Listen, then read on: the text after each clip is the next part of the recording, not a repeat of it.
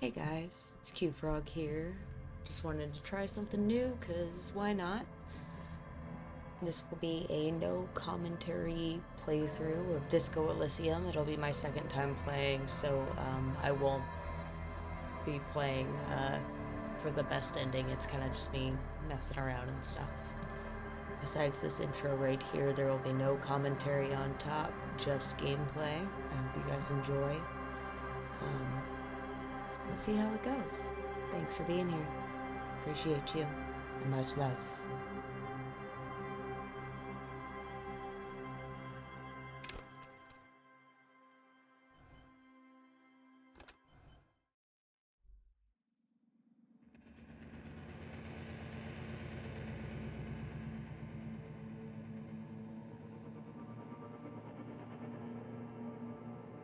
There is nothing.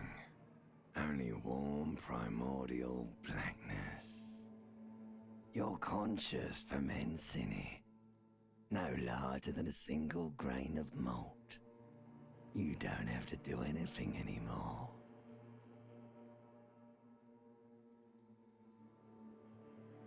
Ever. Never, ever. Never, ever, ever, baby. An inordinate amount of time passes. It is utterly void of struggle. No ex-wives are contained within it. An awareness creeps up on you. A mass lies hidden in your dead angle, soaking in some lurid acidic sauce. It's bloated and shameful. A ball of meat surrounding you. This is a terrible line of questioning, and it will only lead to more awareness of the meat thing. Ex-love, ex-tenderness. It is foolish of you to resurface to the loss. Not after all the damage you've suffered to get here. Some of it irreversible. Stay. Sail with me through the abyss of pelagic zone.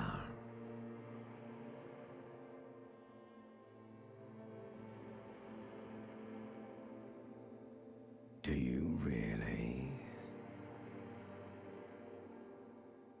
You wouldn't like it if I told you what was back there.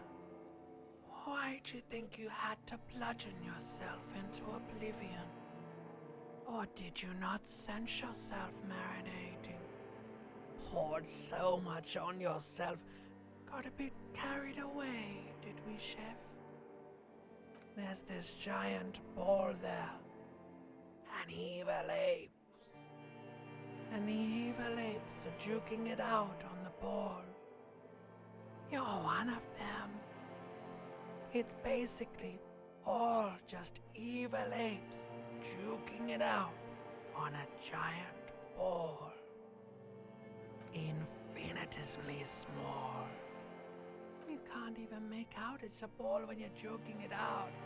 It's that large.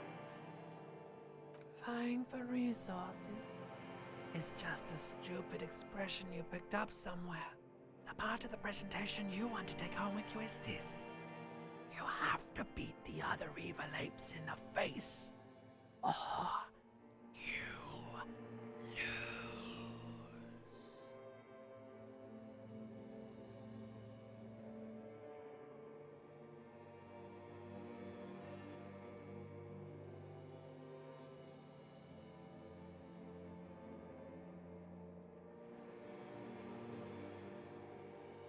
Yes, it is. And you drowned in that sadness a long time ago.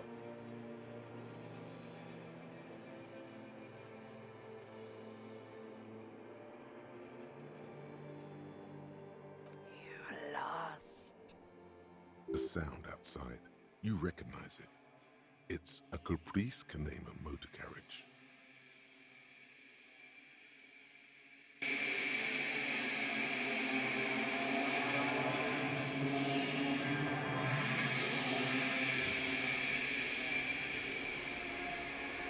Maybe we do slight commentary, like when I have something interesting to say, maybe, since it's my second playthrough. But I will say, on my first playthrough, I picked the second one where I'm like more empathetic, and this one I picked where I'm more intelligent. Um, the encyclopedia popping up right there was not something that happened the first time I played, and I think it's because of the stats that I picked.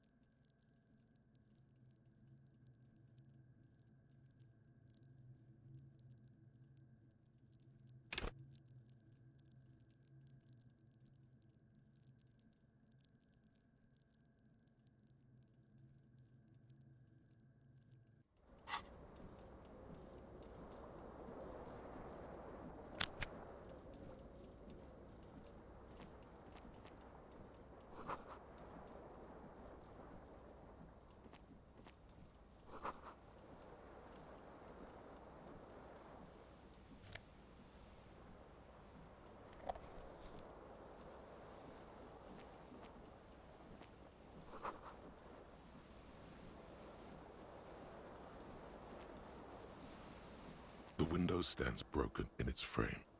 Cold wind blows in.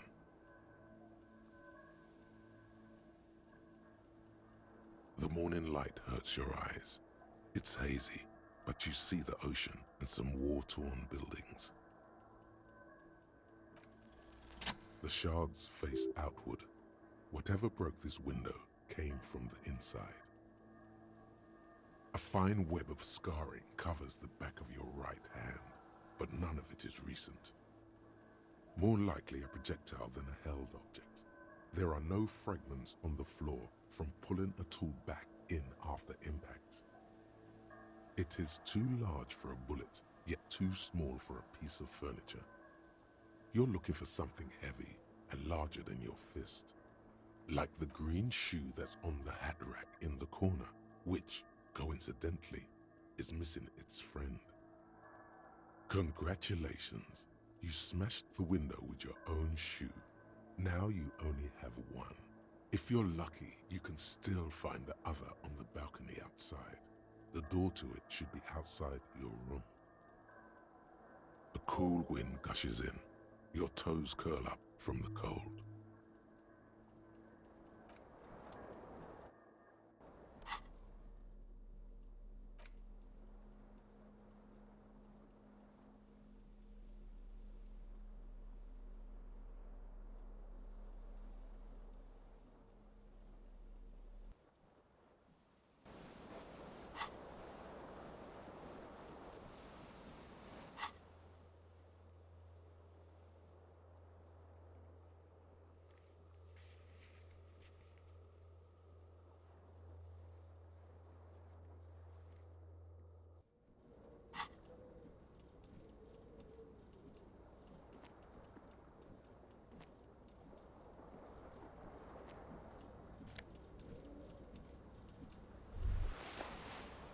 You hear a jingle. Keys are clinking in the pocket of your flare-cut pants. It says "whirling in rags" on the aluminium keyring. There is a single key on the ring. The number 1 is etched on it. It should open the door. The Whirling in Rags is a hostel cafeteria on the urban coast, frequented by dock workers. I will say picking the intelligent run is already giving me so much more information than it did when I picked the one in the middle, the psychosomatic run, or whatever that's called. This is already vastly different, and we're only 5 minutes into the game, which is crazy.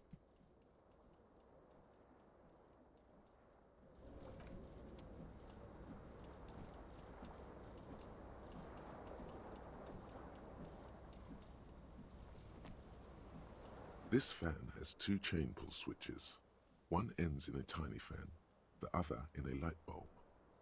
A truly horrific necktie has somehow attached itself to one of the blades. The blades come squeaking to a halt. It should be easier to reach the tie now. A terrible mistake. Turn the lights off immediately. You can practically feel the photons burning a hole in your brain. The lights are off. You swoop up and catch the tie. Snap. It's released from the blade. What you have in your hand is a truly hideous necktie with 4 or 5 different patterns. The knot reminds you of a noose.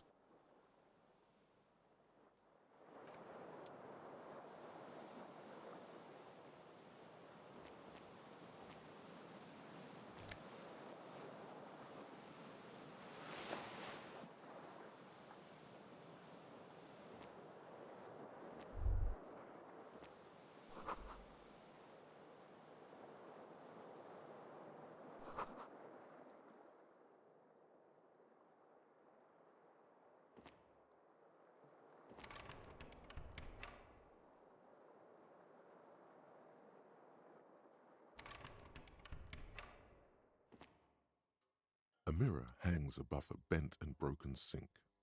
In a fierce discharge of masculine energy, someone has ripped half the faucet off. Hot water sprays from the base and steam covers the mirror. You cannot see yourself, just the outline of a man. Suddenly, you realize you have no memory of the face that awaits you there, underneath the soft vapor. As you slowly reach your hand towards the surface of the mirror. Abort. You clearly have not thought this through. You won't like what you see there, and you will never unbecome it. R.I.P. David Lynch. Inland Empire is a masterpiece.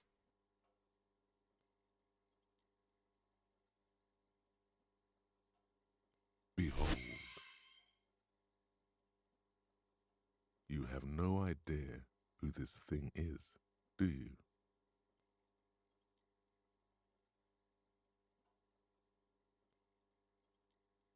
Too late. You clearly have rigor mortis on your face. Or wait, is that an expression? Are you trying to make an expression with that face? Why? Please stop. It's horrible. You're scaring yourself. You can't, can you? It's like it's not even voluntary anymore. You have worn that grin into your face, and now it won't come off. What does it even mean? What is the emotion you're trying to convey?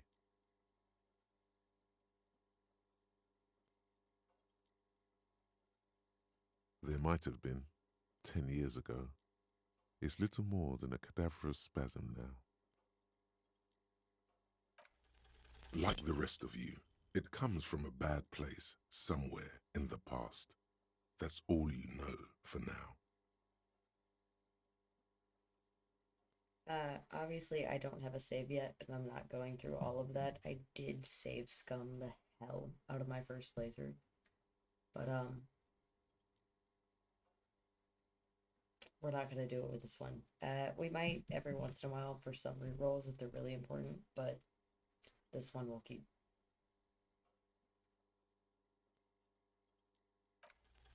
It's too late. Like an image on film. The expression belongs to your primary motor cortex. It would take a minor neurological miracle for you to cease producing it.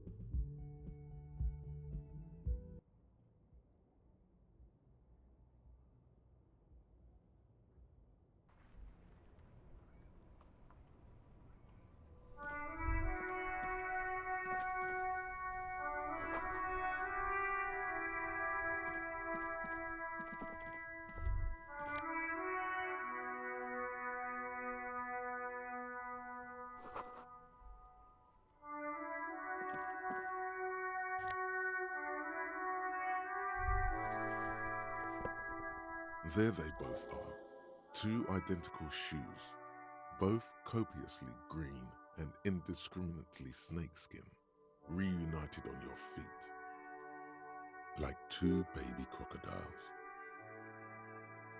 Good, they're balanced, comfy. Feels like the only good thing about you right now, truth be told.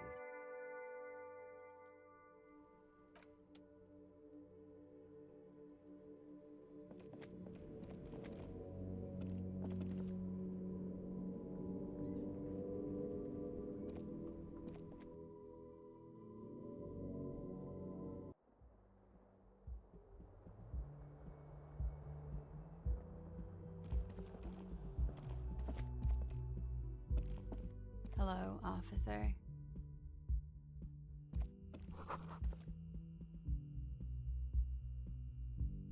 The young woman raises a cigarette to her lips.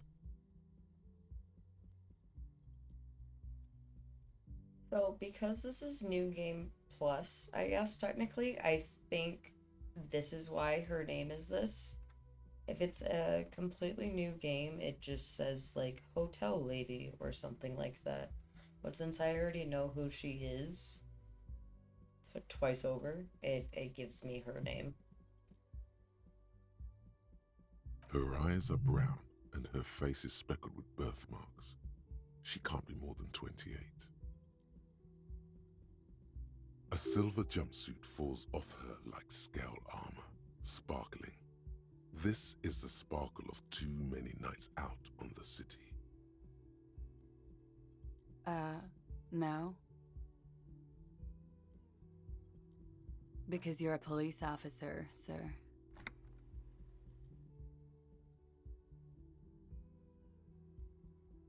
I'm not, unless you've been shitting us all this time. You've been here for 3 days, on official police business, no less. Couldn't say. In truth, so far, mostly drinking.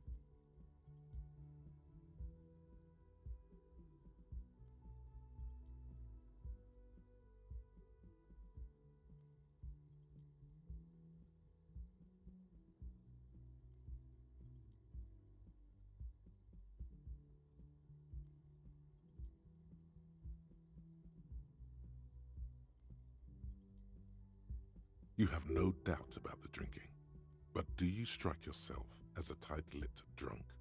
She must have heard something.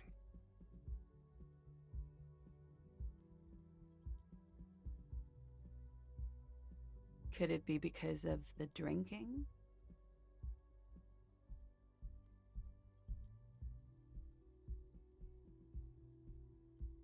She hasn't had time to put her makeup on. This is her morning cigarette. She looks tired, her beauty waning faster than it ought to at her age. She nods. There's a mercenary out back.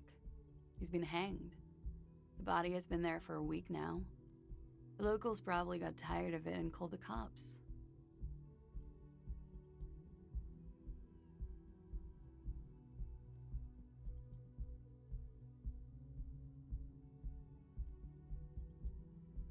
I didn't mean to overwhelm you with information. You seem a bit lost, officer.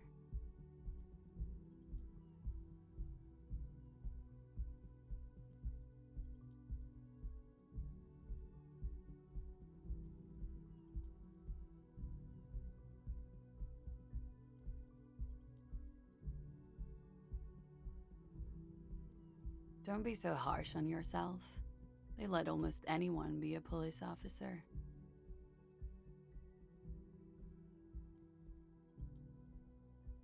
Of course. Be careful, officer.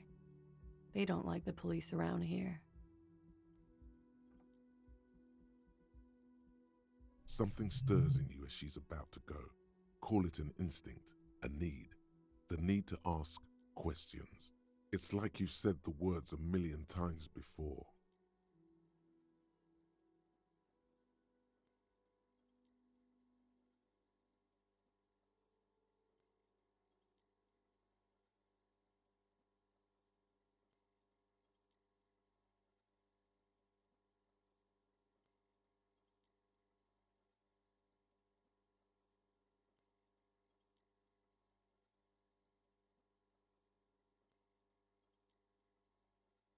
She looks back at you, a light glinting off her eyes.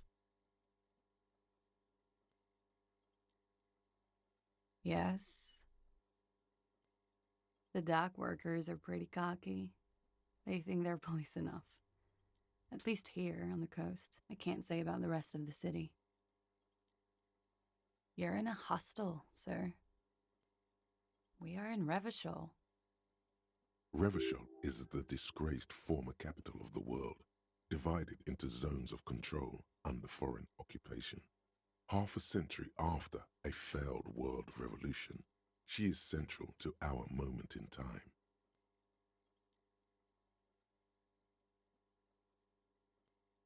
Yeah? It's 51. The current century? Centuries don't have numbers, they have names. And this is the current one. Civilization has existed for 8,000 years, sir. You're right. There is nothing funny about civilization.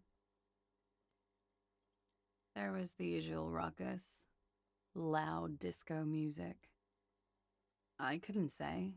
It's impossible to hear people speaking from over here.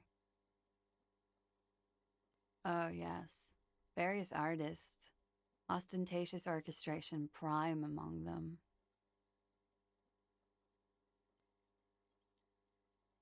Is that an REO joke, by the way? I feel like that's an REO joke. Oh, that. Yeah. Whoa. The less said about OO, the better. OO were huge where I come from. I was very young then, of course, like 7. Life gets hard, but we go on. I don't know about that. At around 2 o'clock, the disco stopped, and there was a change. A slow, sad song started playing, like organ music on repeat. That went on for quite a while. Some of the time, you were yelling along to it. Yes, there was a church in there, a really small church, like the smallest, saddest church in the whole world. It was about that. And also...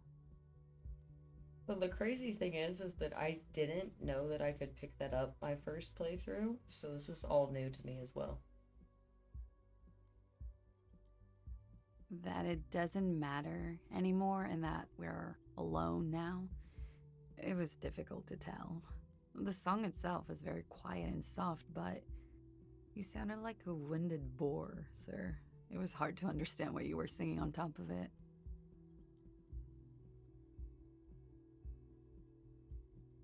Then you started screaming and trashed the place. No, it didn't sound like there was a fight. It sounded like someone was trashing their room. A window was smashed. The tape player, probably. The song stopped. And furniture, too. A real destructathon. There was screaming. Then I think you passed out.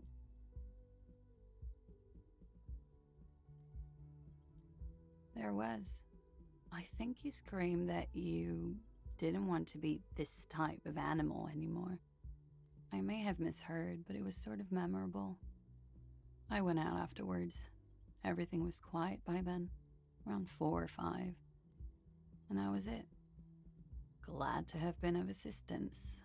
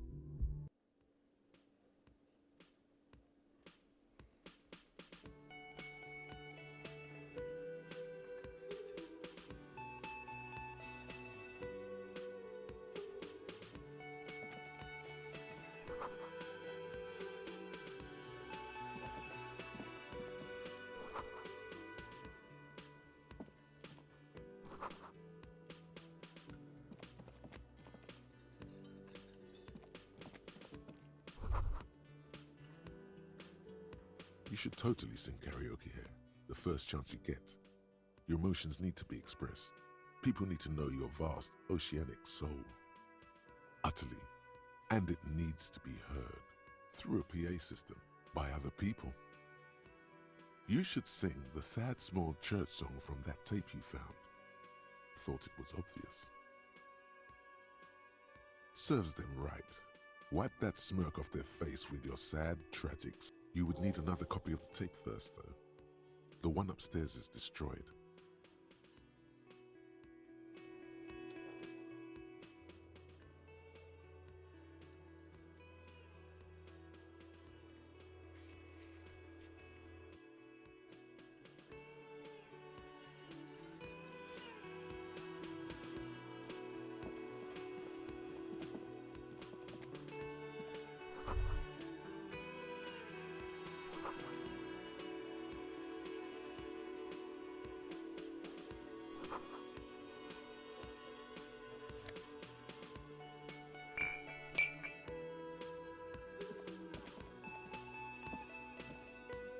A man in his late 20s stands behind the counter, inspecting a stuffed seabird. As you approach, he gives you a sideways glance, then looks down again. Everything is cool between you and this guy. He's a big fan. Make some small talk. A competent work of taxidermy. The white and brown seabird lies among piles of coasters and drying mugs. One of its wings broken. The man is trying to mend it. I just realized I failed that failure check. This is gonna be wild. My first playthrough, I was like all about empathy and like being able to like understand the people of the city, but now I don't understand how humans work in this one, and it's gonna be so different.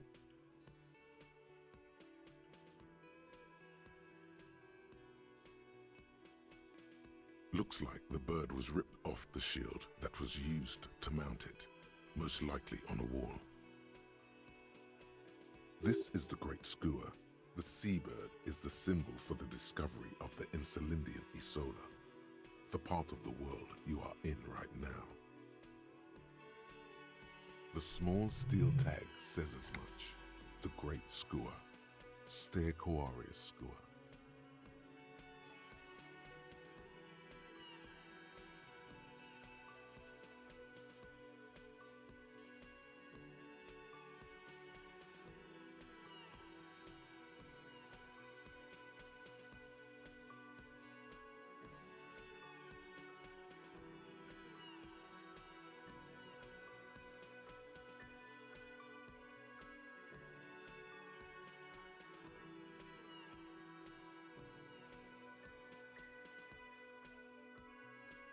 Look, your buddy is over there.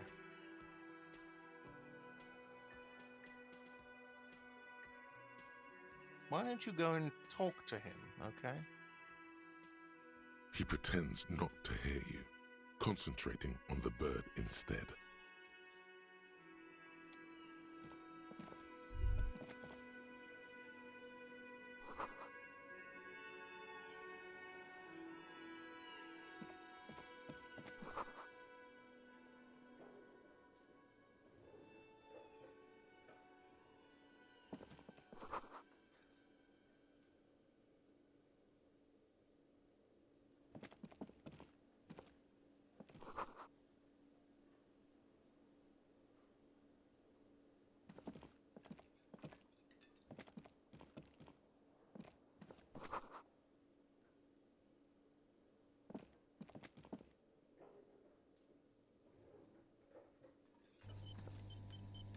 A bespectacled man in an orange bomber jacket is tapping his foot on the floor.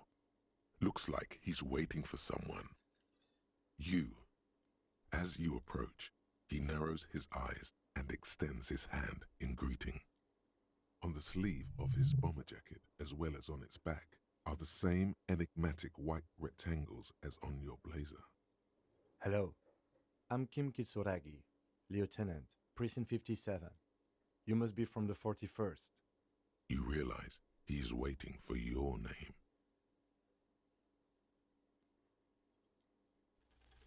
Concentration makes you squint your eyes. Your name should be deep gold and orange, like a forest fire looming on the horizon, but mixed with the stench of liquor rising from your breath. You're 2 steps closer to it, but there are still many to go. It looks like we had a little scheduling error on Sunday. Saturday too, actually. Have you had time to talk to the manager here? What he means is, he has been trying to meet up with you for 2 days, but you have been otherwise occupied. If you don't mind, we should talk to him again. Ask him for a rundown of the area. Now that I'm here as well. I understand the scene is out back, right? It also wouldn't hurt to assure him the police are finally here. In full force, I mean. Have you mapped out the initial interviews? Okay, we'll have time for that after we take a look at the coroner's case. Have you removed the dead body from the tree? Look, I'm trying to be like as cutthroat as I can be since we're going with an intelligent, not good run, but I love Kim. Kim is my favorite person ever. Literally ever. I've never met anybody better than Kim. So I'm gonna be as nice as possible while also being as deadpan as possible.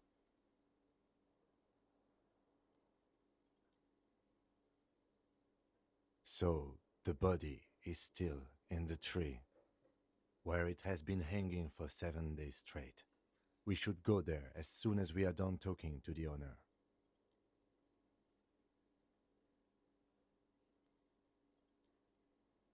I can see you drank last night and the night before, and that you are still drunk now. But I have seen officers go through worse. Much worse. If you need something for your headache, there is a general store nearby. But as I said, after you, officer. If you're about to embark on an investigation, shouldn't you? You mean you don't have a badge?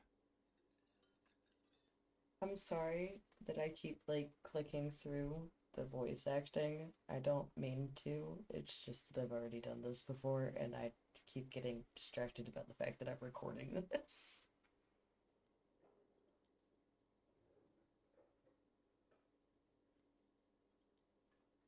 Losing your identification card is a serious matter. My vehicle has a shortwave. You can use it to report your badge missing. I advise you to try to locate it as quickly as possible, but getting the body down should still take precedence. Lieutenant Kitsuragi is now in your party. You can talk to him whenever by interacting with him.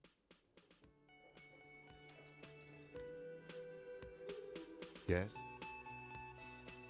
What do you want to know? Maybe you can tell me what you do know to help me narrow it down a bit. Then you are not that far behind, actually. Do you want me to brief you? 3 days ago, the RCM Emergencies Desk received a report about a security guard who was found hanged in Martinez. An anonymous caller said there was a dead body behind the Whirling in Rags hostel cafeteria. The cadaver had been there for 4 days. No one had come to investigate.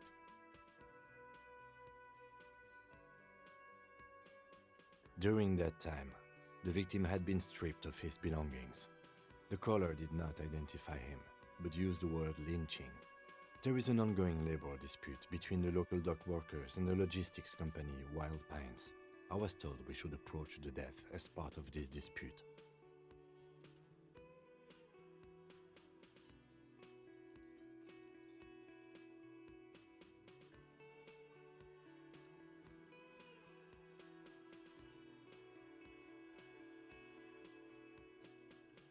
A security guard or worker of some sort, hired by Wild Pines.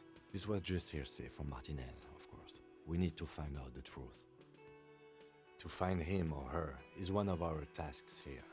For now, all we know is that the tone was muffled, using a device of some sort. The desk, there's a strong prejudice against involving the RCM in what's seen as union matters. The Dock Workers Union is the de facto police in Martinez. Now it appears they've started executing too. We cannot allow that.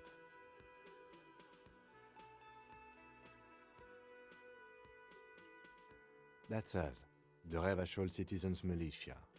We're the police in this city. The RCM, or the Revachol Citizen Militia is the police force you and him are part of. A self-organized peace corps of the occupied city of Revachol. The RCM operates within a legal twilight, yet its authority is rarely questioned. It's super useful to know this.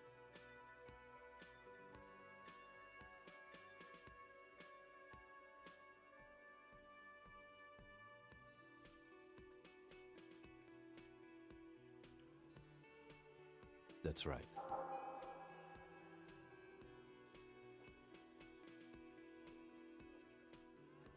I'm afraid you and I are pawns in a pissing competition. You don't know? I assumed you were in on it.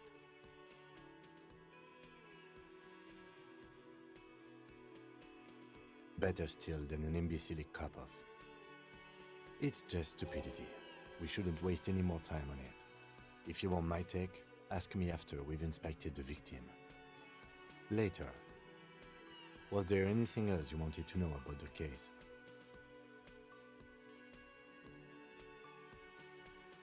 No, it's not a particularly mysterious case.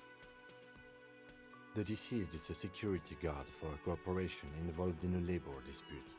It doesn't take a DeLorean polymath to put the pieces together. I just don't see the case getting more mysterious than that. I can assure nothing like that will happen. Do you know why not?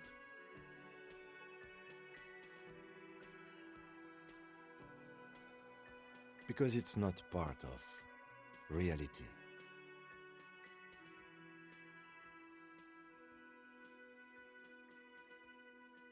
The gesture resembles an orchestra conductor bringing the choir to a full stop. So desperately mundane. You need to funk this case up. There's something the lieutenant isn't seeing. The universe is too irrational, too morally complex. You mean like a brief? There's no reason to wing. 3 days ago, during that time, the victim had been stripped of his. Okay then. Was there anything good?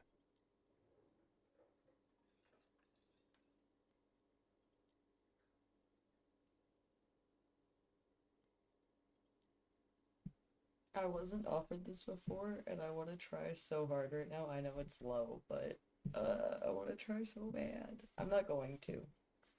We'll come back to it.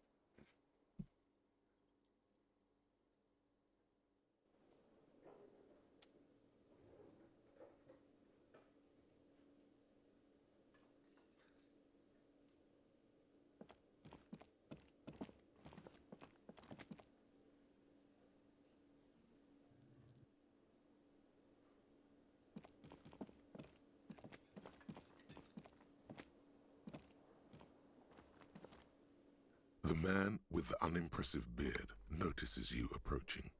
He drops the ledger he was holding and turns to the lieutenant. Mr. Gart, right? Yes. I am Kim Kitsuragi from Precinct 57. This is an inter-district investigation, so joining me from Precinct 41... Are you kidding me? It's you. It's obviously you. You smell like liquor. And you're orange. See? Everyone agrees it's your color scheme. We're on the right track with this name thing. Is this what you get when you call the police now? We've been waiting for a week here. Sir, I understand your concern, but we are here to do a job. And for us to do it, I need you to stay calm. Yes, of course. I know it took us a while to arrive at the scene, but it also took you a while to call us. It was you who placed the call, correct? No, I only just got here. It was probably Sylvie who called you. She usually works the bar here. I'm only temporarily taking over her duties. Do you have her number? As a matter of fact, I do. This sounds like something you can use. You said you just got here. From where? Are you a local? What, of Martinez? No, I live in Jamrock. I only sometimes come here to keep an eye on the place. This is just one of the many, many cafeterias I manage. But you still know your way around, yes? Yes, I know where some things are, but as I said, I don't live here. I just used to work here.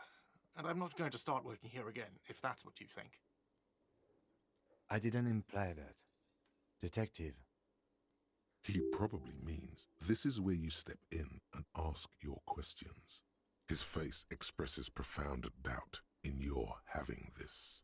Ask him about the body's location before asking if he killed him. People give up information in the more innocuous questions, which you can later use in the more sinister ones, not vice versa. Behind this building, there's a courtyard. They hoisted him up on a tree there. That's easy. See that door there? First you exit through that. Then, to your right, you should see a big hole in the fence. A really big one. You can get to the courtyard through there. No need for the keys. The hole is big enough for the Franco-Nigerian cavalry to fit through. This man means the heavy cavalry of the innocents Franco-Negro, sweeping over the plains and nations of the enemies of mankind. 5th century style. Unified currency and the concept of cool came in their wake. They wore lamella and carried guns. But first and foremost, Franco-Nigerian heavy cavalry was really, really wide. That hole in the fence must be enormous. I don't know who killed him. I'm not the police. That's your job. This is it. He said they hoisted him up on a tree. Who is this they, if he doesn't know? Oh, people are saying it was the union dock workers, that it was a lynching.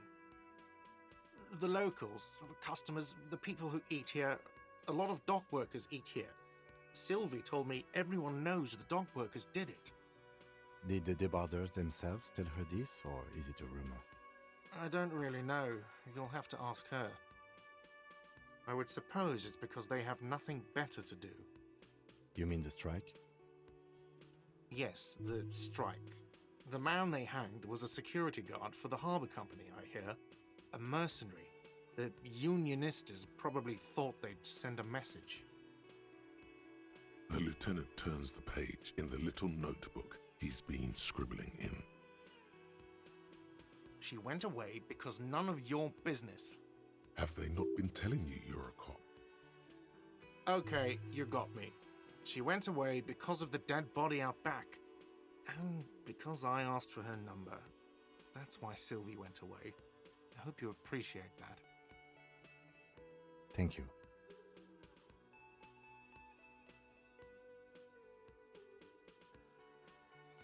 I asked an employee out. She didn't want to come, but felt obliged to. It was a bad idea. Now, what is so goddamn fascinating about that for you?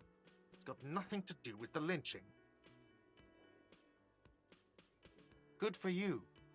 Was there something else? I'd like to get back to what I was doing. No, I'm not the bartender. I'm the cafeteria manager. I have 3 cafeterias I manage. 3. Get over it. Let's go. Not so fast. You owe me 130 real. Oh, excuse me. You owe me 130 real. The IIR, or Inter-Isolary Real, is the global reserve currency. Whatever part of the world you're in right now, it's safe to assume he means you owe him some money. Wow, you're a genius. Yes, that's right, money. You owe this establishment 130 real. Let's see. 3 nights at a tariff of 20 real comes to 60 real. Then there's the window you annihilated. The hole in the window was the first thing I saw when I came to work. So don't try to tell me you didn't. That will be 40 real in damages. Another thing you've annihilated is half the bar. You've run a tab of 30 real. Actually more, but we'll round it down to 30 for your hard work maintaining the stability and order of Revachol. That's 60 plus 40. What are you, a philosopher? Money is what grown-up people use to pay for things. Things like this hostel room, or 8 bottles of potent blend, and 9 packs of Royal Extra. We use it for everything, really. There's a shuffle of nylon as Lieutenant Kitsuragi looks for something in the pockets of his orange bomber. I'm sorry, but he has to pay. I can't let him stay here any longer if he doesn't. If he doesn't have the money by tonight, then... Officer, maybe you're better off working this from home for now. You live in Jamrock, right? It's not that far away. Officer, you really need to take this up with your station. I have a shortwave radio in my car. Call them, ask for assistance. We have to get this investigation started now. Good luck.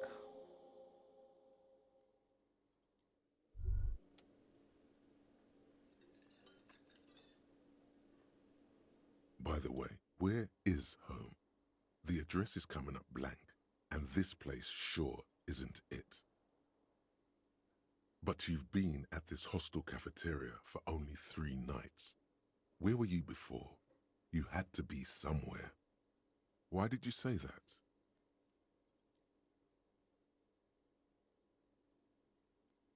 No. But isn't that an expression, not a place? A saying, up on Marvel Hill, a great high place, one that is impossible to climb back to. That doesn't sound like somewhere you can stay if you run out of money.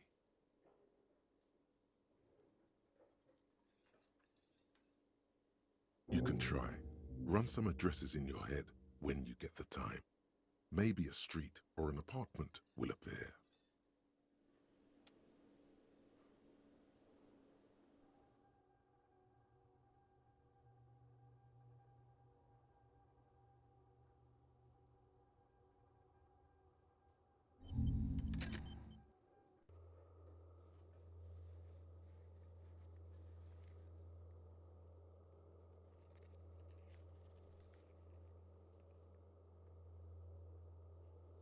I'm gonna take a quick break just to go use the restroom, and I don't know how to edit videos, so here's my BRB screen. Love you guys.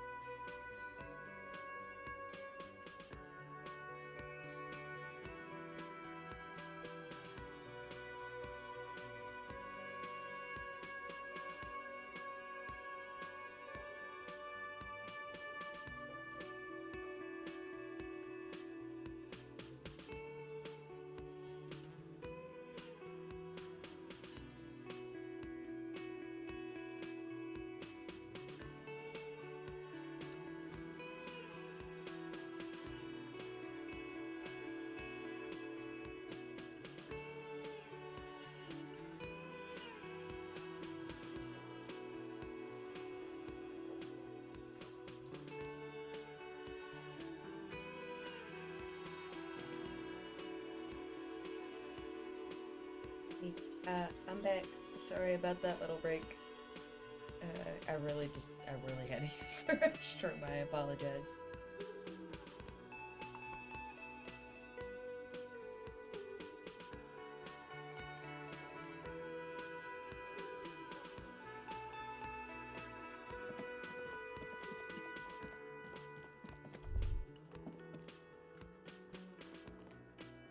The theme on that pinball machine is a standard royalist theme, used on everything from pinball cabinets to full flavor cigarettes. Clinging to a picture book version of the past century, waiting for the king to come back and cast out all the profiteers and homosexuals. Basically, imagine a yellow plastic crown with a liquor brand emblazoned on it.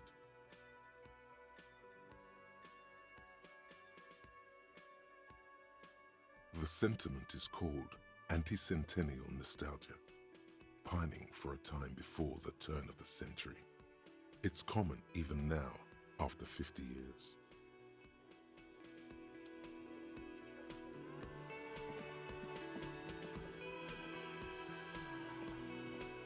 Hello, sweetie.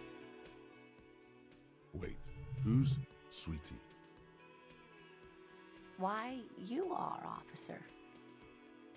And have you found anyone to be sweet to?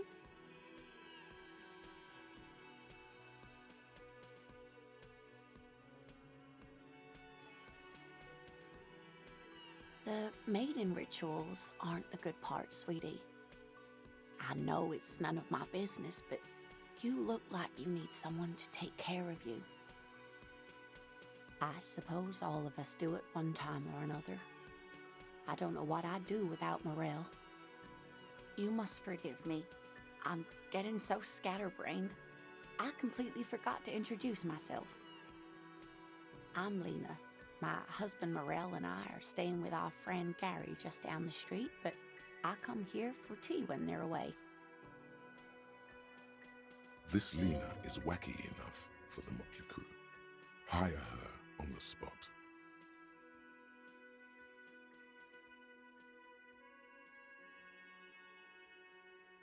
Yes, dear. I'm a paraplegic. A paraplegic is someone with limited or no ability to use the lower half of their body.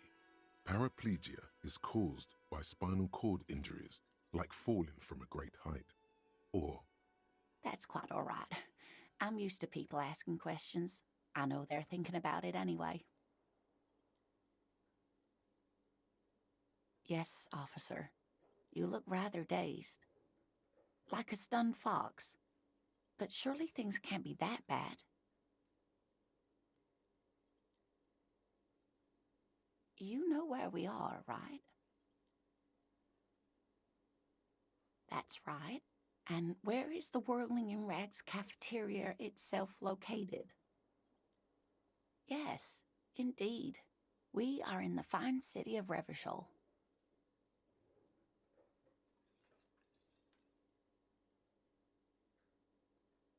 Yes, great. See? We're getting somewhere. What else do you know about our city of splendor? Tattered as she may be. How would I even begin to tell you? Revachol is the most beautiful city in the world. We're fortunate to be here, you and I. I haven't seen very many other cities personally, but everyone says so. Revachol is a rare jewel. This city used to rule the world, though it has seen better days. Speaking of history, you know what year it is, yes? That's right, dear. How splendid. Here, take this pen. Knowledge should always be rewarded. Her relief is palpable. She was getting pretty worried about you there, but now she relaxes her shoulders. I can tell that this is taxing for you, so I'll just ask one more question. What regime are we living under? What mode of government?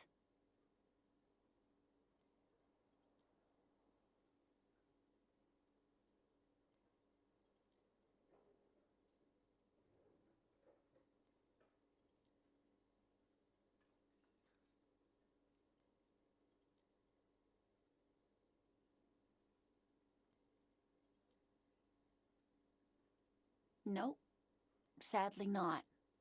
Revachol is what's called a zone of control, under an alliance of foreign powers called the Coalition.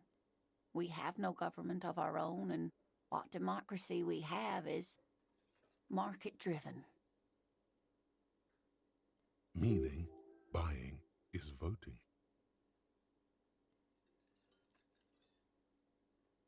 Oh dear. And you were doing so well. There aren't any cops in Revachol, not in the traditional sense. The status of law enforcement has been a complicated matter since the revolution. But we should stop for today, sweetie. You look like you need a break. Besides, I'm not the best person to explain the big things to anyone. She's scared now.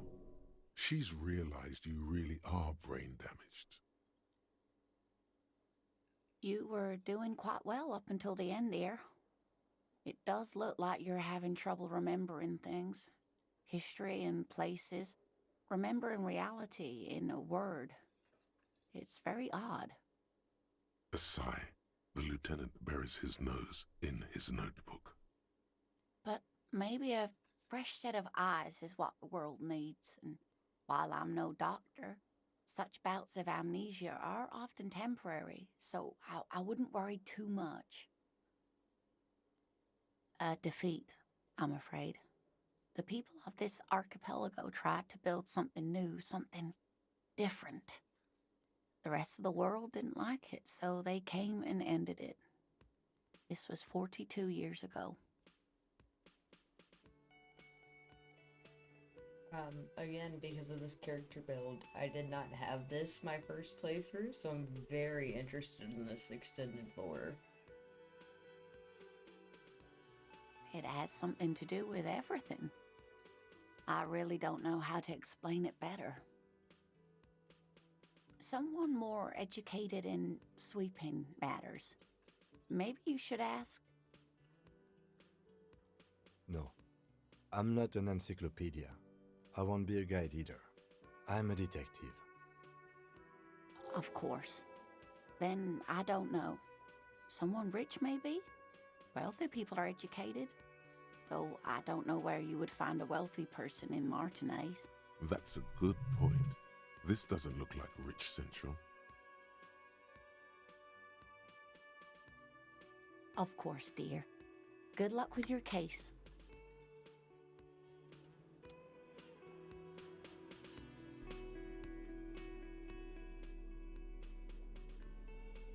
I also did not get this pin from her in my first playthrough, so that's really cool too.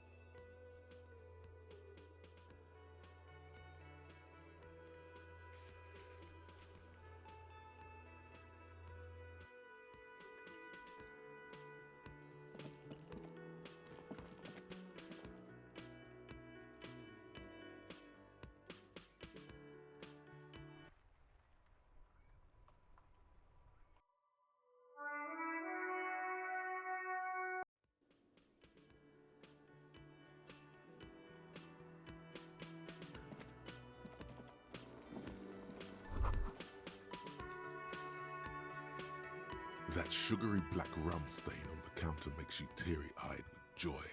It's almost touching how syrupy and sticky it is. How long have you been up already? Oh, excuse me. Do you have something better to do than lust for sweet syrupy rum and lemonade? With a twist of lemon? Yeah, man, yeah. Your mesolimbic reward pathway is going wild at the thought. Lick it, lick it, lick it. Your receptor. What happened, man? You used to be cool. Go get your boring normal person drink then. Okay, so I was sober in my first playthrough as well, and I think I want to be sober with intelligent too. I think the only time I'm gonna go, like, full balls to the walls, drug and alcohol, is when I do, like, the physical build. So, sorry if you're disappointed by that. Get your drink on and your act together.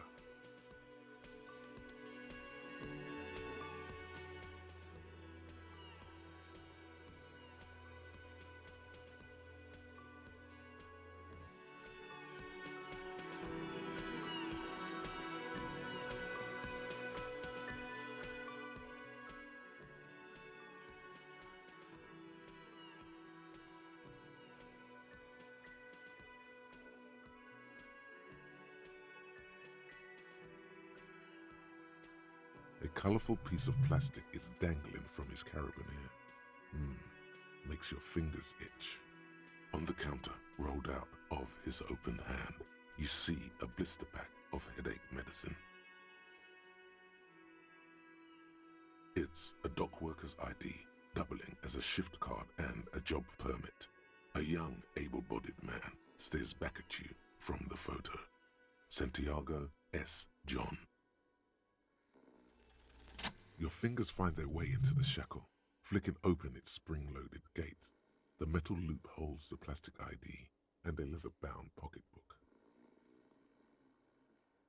The man emits a loud snore. Is he about to wake up? Doesn't look like it, but you never know. Better be quick. No, he's looking the other way, perhaps purposefully. You slip the plastic ID card out of the loop and pocket it. The man continues to snore.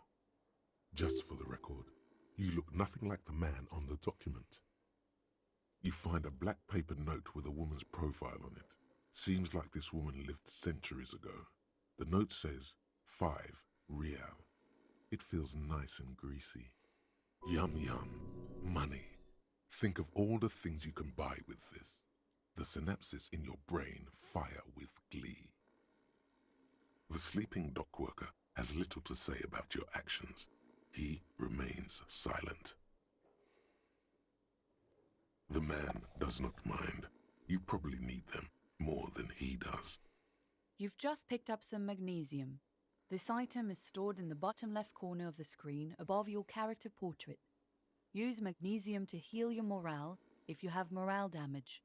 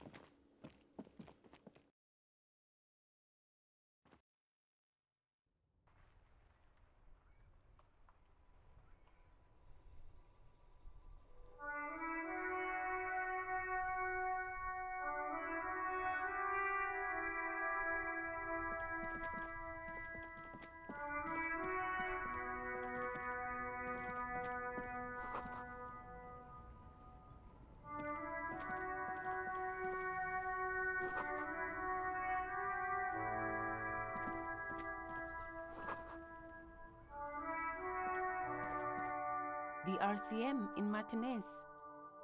What can I help you with? We don't see a lot of police around here, that's all. Of course. What can I help you with? Excuse me? Oh, well, I didn't write it there. I'm just sitting here. Okay. Since the street sign's messed up? Okay. What do you need? Oh, that's right there, in the yard. Even all the way over here, there's a drop of death in the spring air. What do you mean? Yes, sir. District of Martinez. This intersection is called Roundabout North. He knows where we are. He just wants directions. There's the pier, the Cape Side apartment buildings, some more tenements. Not a lot, really. The harbor gates, some kind of commotion, I think. I don't follow the local politics. A fleet store, too. Some shops and a bridge. The canal bridge leads to the coast, but it's broken, I think. Some kind of accident, probably. Just coast. There's a little fishing village there, and a fish market, but that got closed down ages ago. It's just water. No, actually, I think they call it the Martinez Inlet. There are some islands in the bay, but they're hard to reach. No problem. Excuse me? She shifts in her seat awkwardly. Me?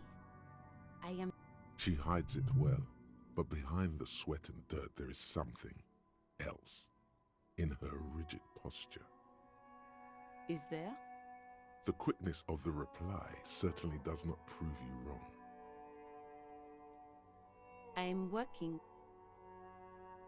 I have a greenhouse in the yard there. I've been... Well, as you already know, there's a corpse there, hanging from a tree. It smells pretty bad, so I have to take breaks. Don't worry, miss. We are here to clean it up. You can get to work soon. Mm-hmm. Thank you.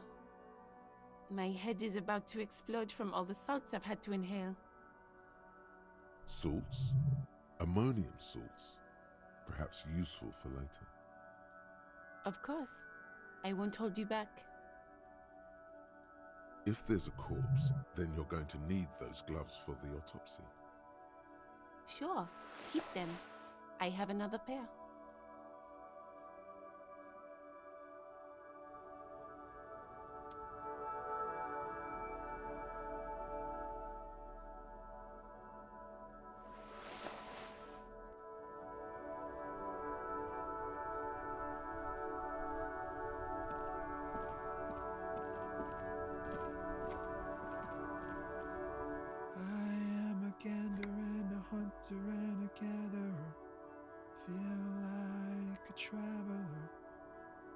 A simple little cadence. He seems to be making it up as he goes. From another planet. Hey there. It's the jam, my man. The air from the east is thick with the smell of crude oils, heavy metals and other byproducts of the modern era. You could almost taste it. It's a traffic jam for the ages. Harbor gates up the street are shut tight, no explanation given. Workers on strike, scabs agitating, an all-around clusterfuck.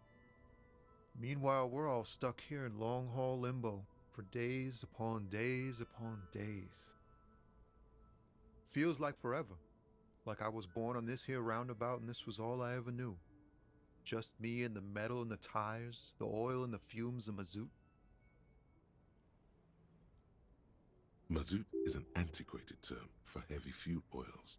This man has a barely suppressed performative streak, or he just likes unusual words, or both. Yeah, imagine.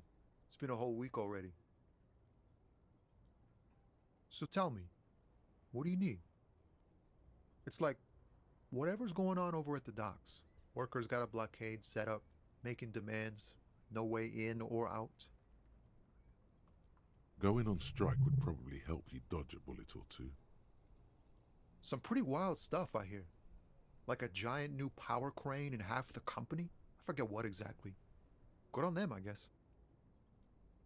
I've heard talk there's a company rep in town, too. Like a strike negotiator type. They'd know what's up. Precise demands and so on. Ah, yes, from the Wild Pines.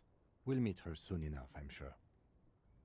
They want to keep that money flowing in, my man. Ka-ching. He doesn't blame them, but he's not on their side. That's for sure. Maybe you should. Cops don't get paid much and the hours are long. Plus, you can get shot. Why not? The RCM is a self-managing organization that operates on donations. We promote our own leaders. It would be like striking against your own mother. Yes, but do continue. You were asking about the strike? Anything else? Yeah, this ain't really my area of expertise. I just do my job and get paid. I have things to do and places to be. All of us do. Us lorry drivers, camionneurs. If you still hang around here waiting for this mess to end, most have scurried off somewhere to get drunk or high. Or laid. Not that I blame them, really. Not my thing. Chasing transient pleasures is a drag these days. I prefer the examined life now. Thinking, reflecting, observing. He tries his best to look nonchalant, but there's a rigidity in him, as if trying to conceal something warm and deep beneath a cool exterior. He ain't one of us drivers. I know that. All accounted for. Otherwise, I haven't really asked about that. Been wasting time right here. Keep him busy. It's easy to see he's telling the truth. He's kept his nose out of the dark stuff. Analyzing the fundamental structural and psychological conditions of being stranded in the midst of a sea of motor lorries and their sad, despondent chauffeurs. Tommy LaHome, you have a motherfucking point, let's be real. Ask for his conclusion. A sense of surprise there ain't more bodies hanging from more trees.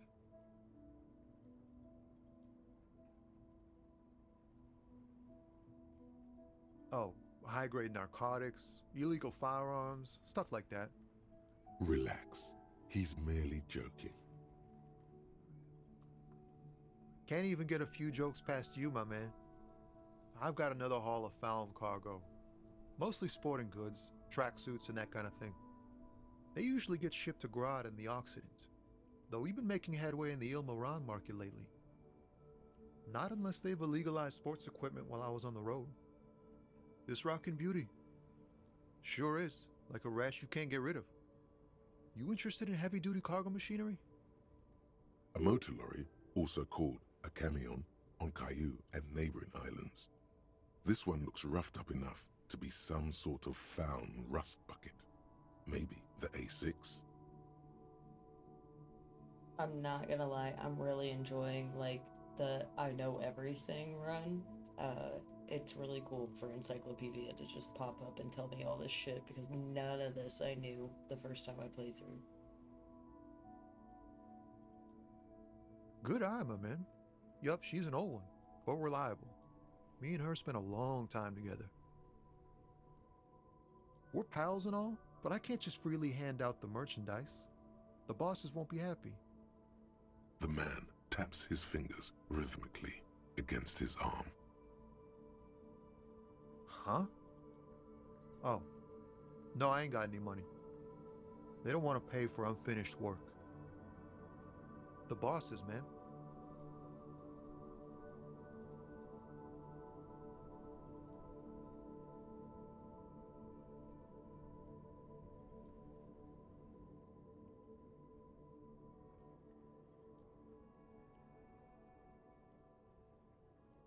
Yeah, it sure ain't good for me. Or you. I'd spare a coin or two for a city cop down in his luck. If I had, say, 4 myself. Don't be a stranger.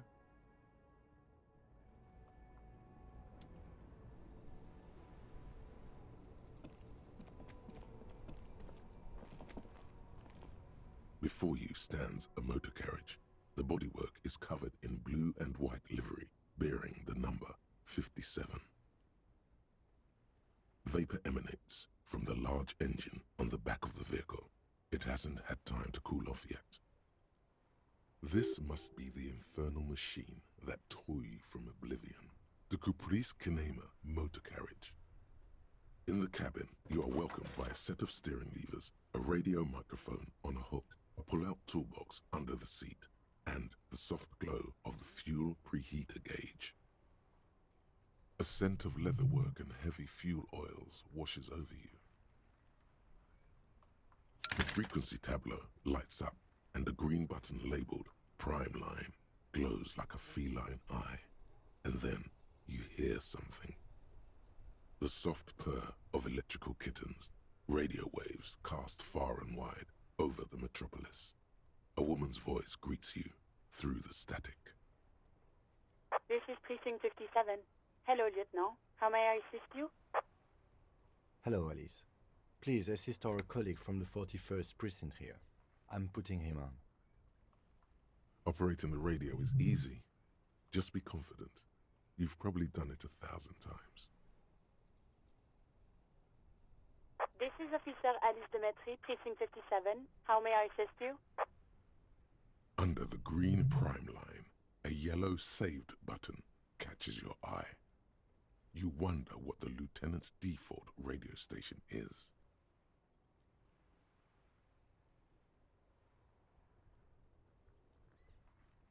Oh man, I wish I had already saved. I forgot the fact that I'm supposed to save scum because I want to click number 3 so bad. But I'm not gonna right now. Hopefully we can get back to it. I'm gonna save after this. And hopefully we can get back to it. If we can't, we can't.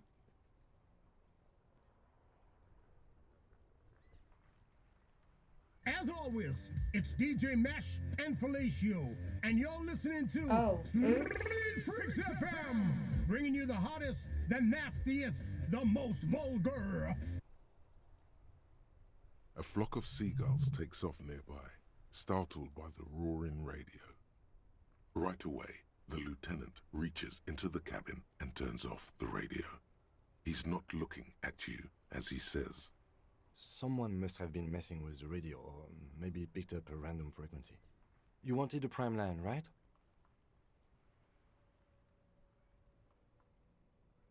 We don't have a save, but we're running with it. Oh, is that what it was called? Go for it. Turn the radio back on while it's still on the Speed Freaks FM. Souped up motor. God damn it! Look, it helps me to stay alert on long nights, okay? It's a method.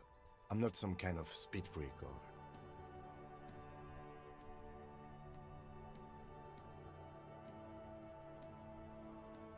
Thank you. I'm sorry, I couldn't commit. I just love Kim so much. I can't make him hate me. Not yet. This is Precinct 57. Can I connect you to someone?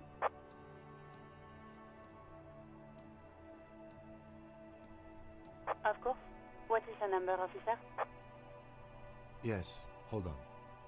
Her number is 005 1944 298. Received. Hold on, officer.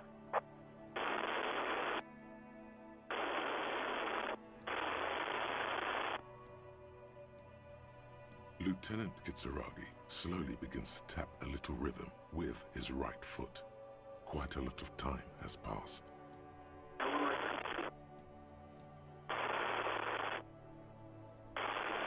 Officer, I have Sylvie Malaika on the line for you. Yes, hello?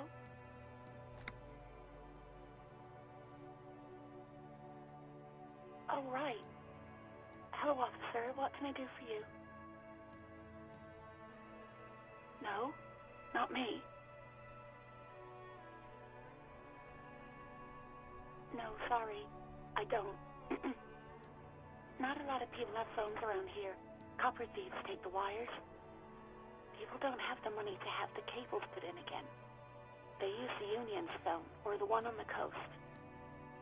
So the Union has a phone, and there's one further down the coast. Got it. It was someone else. We'll find them sooner or later, officer. It just might take a while. What? Of course it bothered me. But I thought the Union already knew about the corpse. No one calls the police. The Union would get angry. You know, what the union says goes. People listen to them and they take care of their own, which is like everyone here. Legally, no. In reality, yes. Martinez is de facto policed by the dock workers union.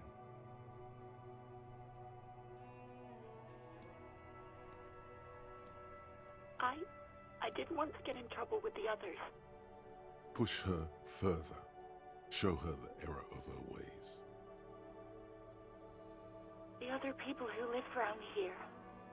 Local people, I didn't want trouble. You don't live here. You don't understand. Squealing is frowned upon here. Everything is dealt with, well, by the union, internally. Please, I just didn't want any trouble. You do? Oh. What else can I do for you? Yeah, go on. You mean, why did I leave the bar? Honestly, I'm not really comfortable discussing it with you, sir.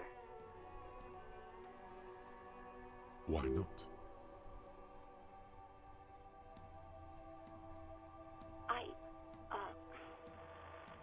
Let's just say I left because I needed to get away from someone. What? No, why would you even think that?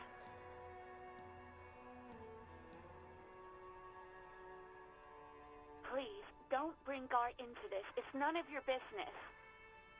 God, why can't you just mind your own business? She mutters. I already said I don't want to talk about this. You're messing everything up again. I do hope so. Please, don't call me again. Bye. Run it, 'cause why not? No, she doesn't have a problem with you. Oh, it must be someone goddammit. else she's angry about. Some other guy. Like Gart. This is gonna go bad. Because I know what actually happened, which is I had my gun and I was waving it around and acting like a fool, and it is my fault. And now I'm about to make a fool out of myself.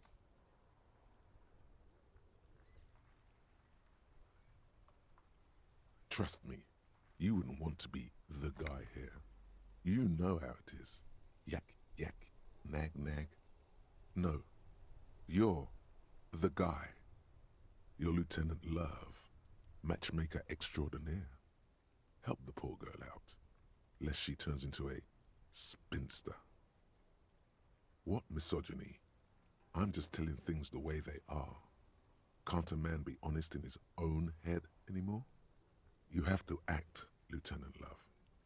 You have to calm that hysteric down. Tell it you've got everything under control. Then go and have a little boy's talk with God himself. Think you can do that, Lieutenant Love?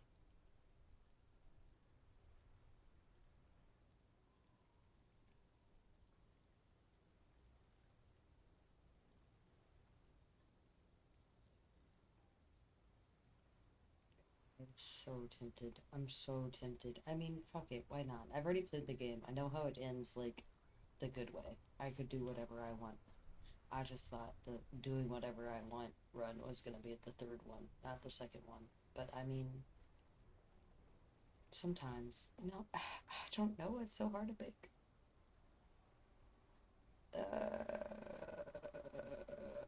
I want to pick 3 so bad, but I also want to pick 1. I'm never picking 2.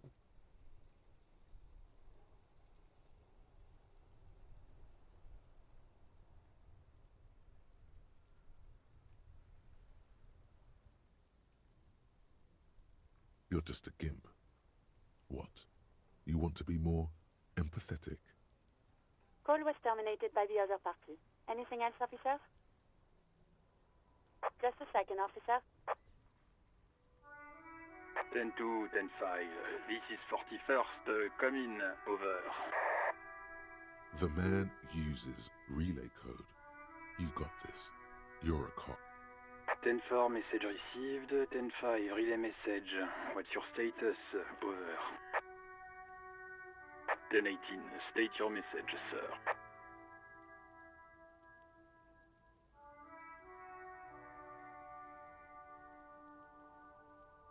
10-4, I hear you. I don't have the authority to grant your request, but...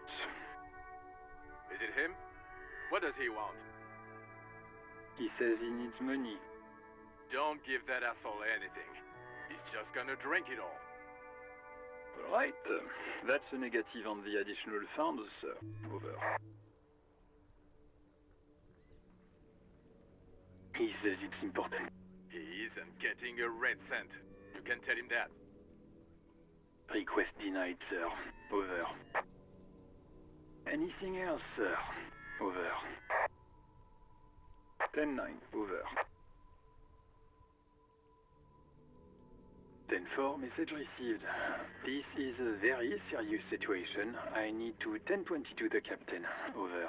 Any other good news? He's saying he lost his badge. He what?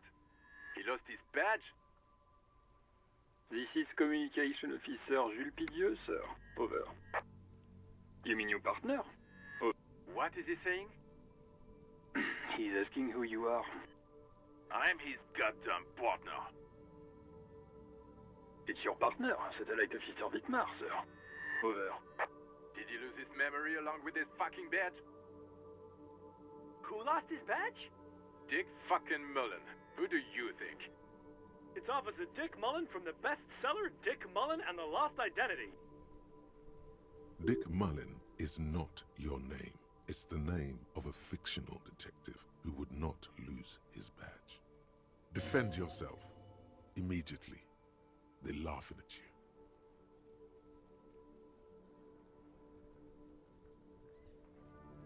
He says this has probably happened to other policemen before him and laughs sarcastically. Oh goddamn it! Is he fucking kidding? The whole station's gonna be dicked for this. Satellite Officer Wittmar is wondering if you might be joking and adds that this tarnish... Mullen dicked us. He's asking you to stop. Of course it's serious. He lost his fucking badge. Satellite Officer Wittmar concurs. Losing your badge is serious. Over. 10-4, I hear you, officer. I'm just going to make a note here that you are in pursuit of your misplaced badge. Over. Fuck me. Mac, come here. You've got to hear this. Dick Mullen lost his badge.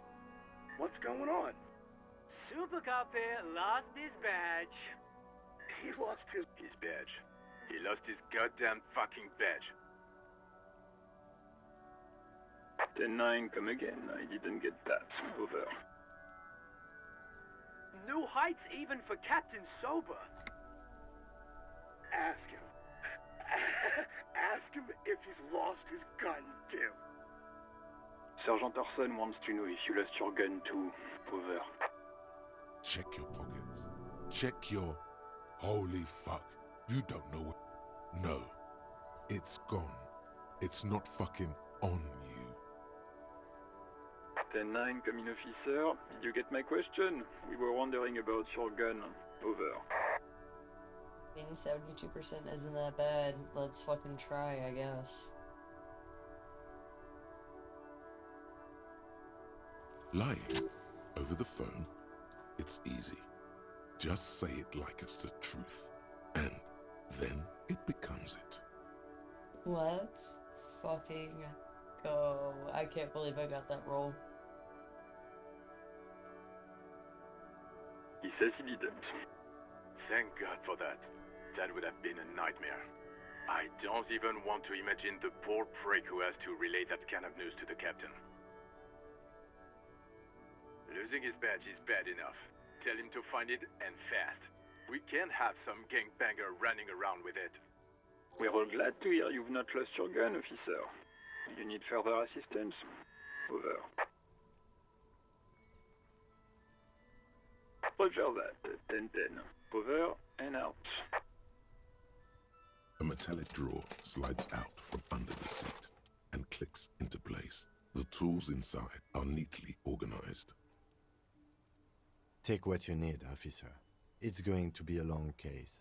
I'm not protective of my tools, like some men are. The pry bar, useful for opening all sorts of doors and lids. The handles are long and sleek, Snap, snap, go the cutters in your hand. You can do good work with these. Cut chains, locks, and ropes, especially belts. It's robust, weatherproof, and well-made. Police issue, blue. Lets you see things in the dark you would otherwise miss.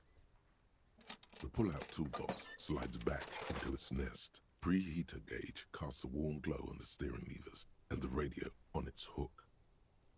The white suede feels luxurious under the touch, and the metal clutch handle so very familiar in your palm. Your fingers waste no time closing around the handle. Clutch disengaged. Release the handle. Clutch drops. Right foot yearns for the familiar touch of the accelerator pedal. You have synced with the machine's mechanical circulation.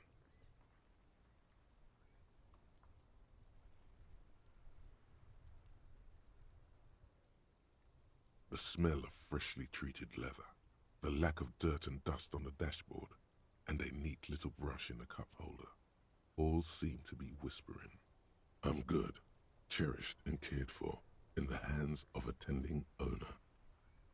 You feel an uninterrupted connection to the mechanics. After a while, you realize silence is your only answer. Of course it's only in your head. Of course it is. But it almost feels as if the clutch handle is gently squeezing back.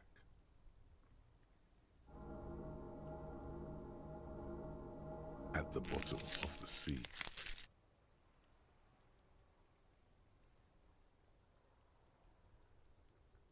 Well, that was lucky that I had that morale booster, because we almost died. That was nice. It's also something that never happened for me. I didn't realize that it had a time limit when you're that low on it. And, I think this is technically a spoiler.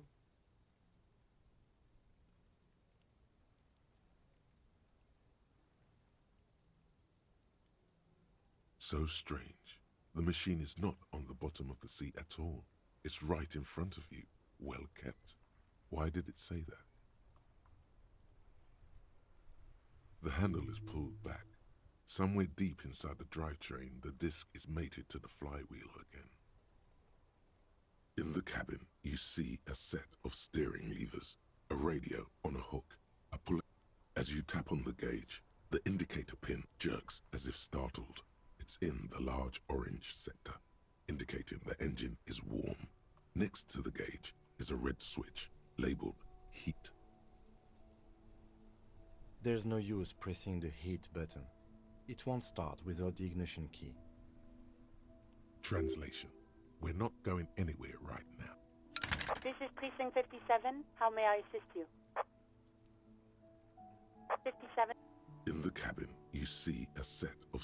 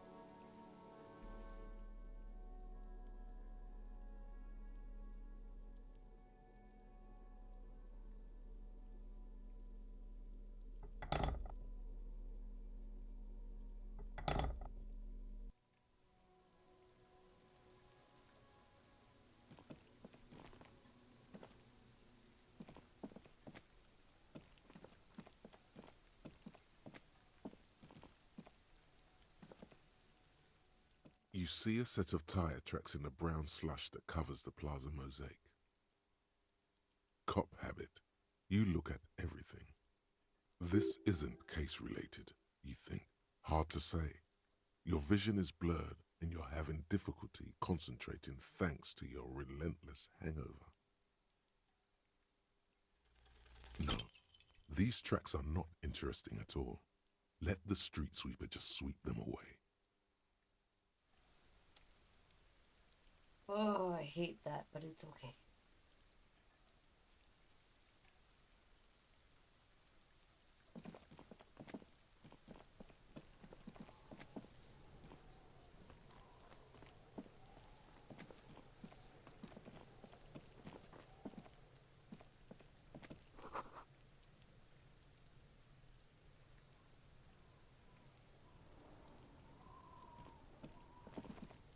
This trash container is locked. The sliding lid has a padlock that says,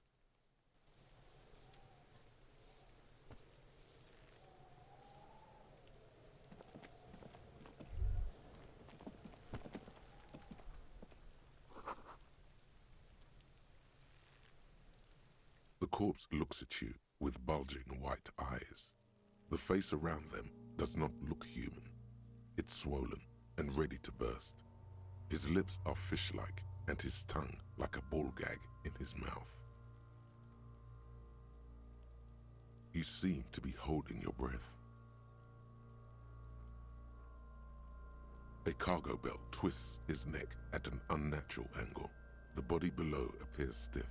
It's letting out an ungodly rot. The smell... Active decay. It's okay to throw up, officer. No one is judging. He's about to blow! Cock's gonna blow, Kuno! The smell is repulsive.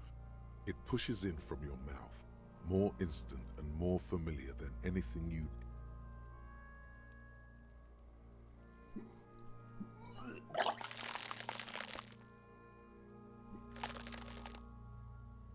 Tim said it was okay? Too late. It's impossible to keep in. Your body curls and pushes it out, burst by burst, until a pool of vomit lies under your feet and your throat stings from the stomach acid.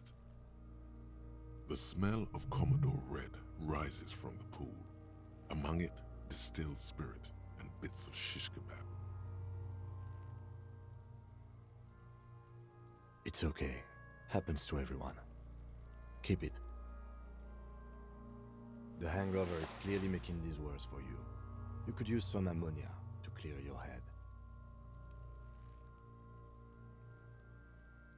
If you can handle the headache, some officers use it to deal with cadaverine odor. I can't handle the headache. It's more likely he can handle the smell, unlike you. That young woman, the gardener, mentioned she used salts for the smell. If she doesn't have any, there might be some in the fridge store nearby. Acquiring ammonia will provide a modifier to the white check. Modifiers make checks easier and allow you to retry them.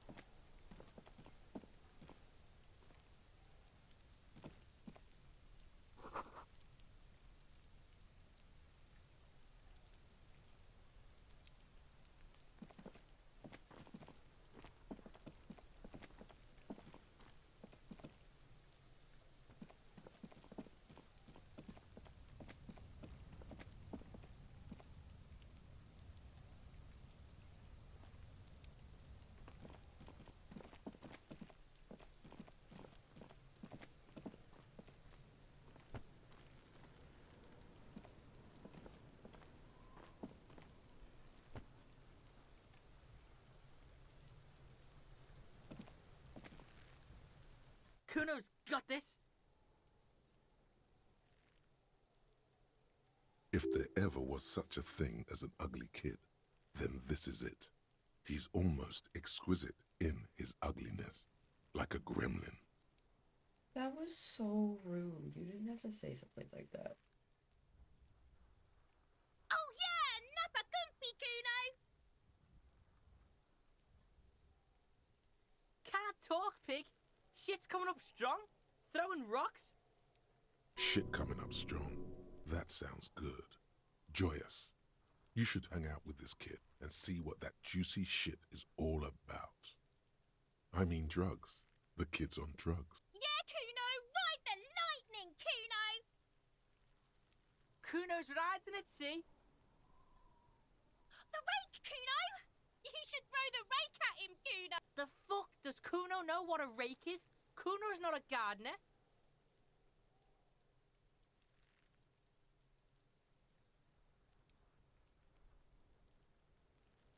Alright, entertain the Kuno. Show me what you got. What you got there? What you got, huh?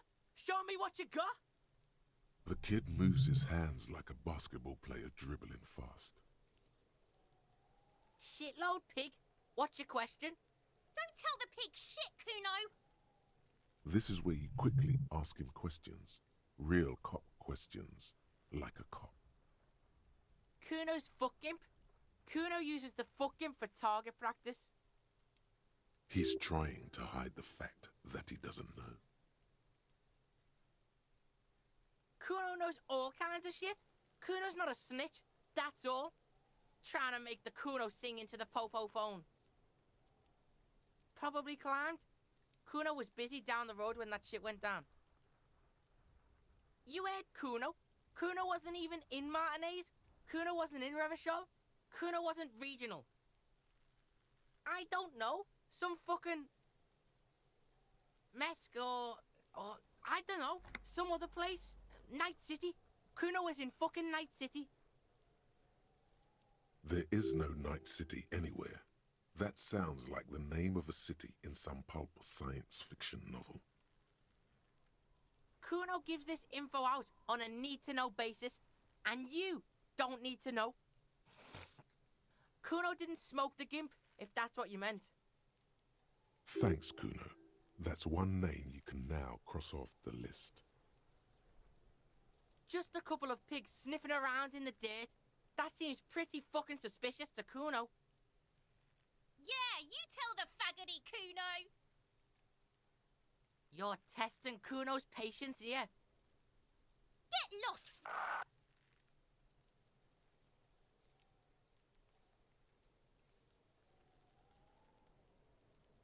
Right, pig. This is where Kuno plays with his little wooden choo-choo. Fuck do you want with it? No, it's not fucking Kuno's. It's ancient. Look at it. He thinks you're fucking fool, Kuno! He says you climb the ladder up to your magic treehouse. Get the fuck out of here, pig. Kuno doesn't have a magic treehouse. Dunno. Kiptas gardener used to work there. Kipt is a pejorative term used to describe people of South Seminese or Areopagite descent. It used to be a common first name among the Areopagites of Ilmara. Not so much anymore. Yeah, that's what Kuno said. She couldn't handle the heat, so she took off. Kuno can take it. Shit's nothing to Kuno. Look, Kuno doesn't explain shit. Kuno just says shit.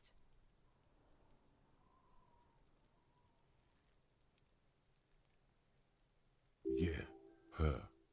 What was she doing in the greenhouse in March anyway? What kind of gardening is done in March?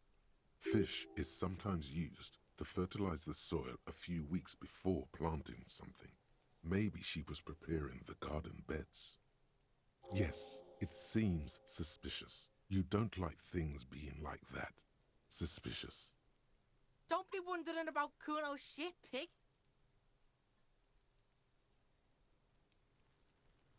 You can't help but notice a little approving nod the lieutenant makes. He agrees. Yeah, whatever. Kuno doesn't give a shit. Kuno's Kuno, pig? It's always Kuno, never I. Clearly the kid's using the third-person perspective as a shield. Kuno doesn't do that smart shit. Don't throw that bullshit at Kuno. Kuno knows you're lying. Trying to get Kuno hooked on the book. Watch out, Kuno! He's trying to fiddle you! He's gonna put his hands on you! Help! Pig's got Kuno! Help! Rape! Help! He's got the Kuno, help! Everyone can hear. You need to get the hell out of here before. Help! He's digging his dick out! Escalate, Kuno! His dick is out! You're afraid! Pig's in here, Kuno! Somebody, please! How did we get here? How did this happen? This makes no sense. There may still be a way out. Just appeal to his reason. Fucking logical! Help! The logical pig is fiddling Kuno! Help! Misters, help! He's flashing Kuno! He's showing his genitals! If you don't help Kuno now, it'll be too late! No! The nearly psychopathic way they could slip in and out of the act implies you're not the first victim. No one? Kuno's doing this because he likes it, pig. Help! The pig's gagging him! Kuno can't speak! You put him up to this yourself when you decided to talk to him in the first place. Listen to your friend. Help! The RCM is trying to fuck Kuno in the ass. Look. For emphasis, a ghost is saying this. A shit-eating psychopathic ghost with an ace up his sleeve. I know you wanted to hit me. You got that I'm gonna fuck that Kuno up look that Kuno's dad gets. The murder look. The rage look. Relax. He can't read your mind. He doesn't know you were thinking that. There's a dead body, remember? That's what you were doing here. You're a cop on a case.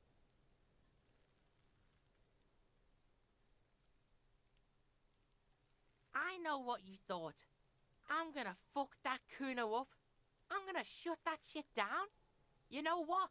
You should've, because now you're nothing. You're a joke to Kuno. Kuno laughs at you.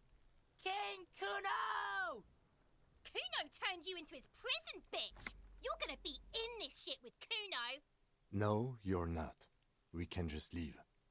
Bitch, you're gonna be in this shit with Kuno forever! A peepo is a type of hat, by the way.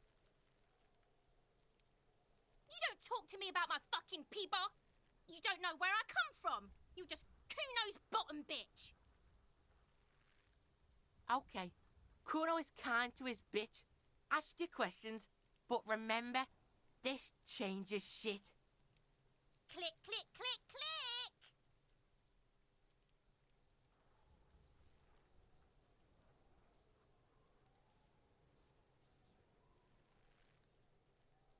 The fuck about it? You're testing Kuno's pay. Get lost, Yeah, the kingdom of. Yeah, whatever. Kuno doesn't give a shit. Yeah, like a fucking volcano. Yeah. Fucking pathetic. You were lucky you didn't die there. Yeah. Kuno's got some advice for you. What are you? Like 80, right? Maybe you should stop embarrassing yourself in front of a fucking kid. Perhaps you could compress this negative energy and turn it into some sort of a Kuno-fied non-vomiter. That's right. Turn your weaknesses into conceptual strengths. Try it again now. Yeah, like a You were lucky you didn't die there. Wish Kuno could. That shit was vile. Kuno doesn't fucking...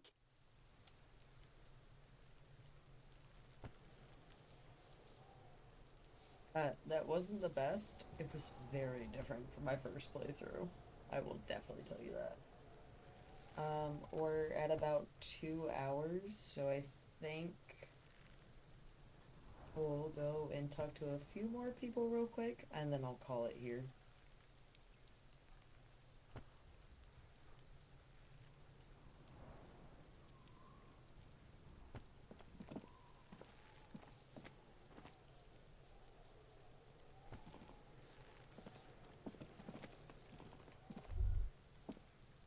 This trash container is locked.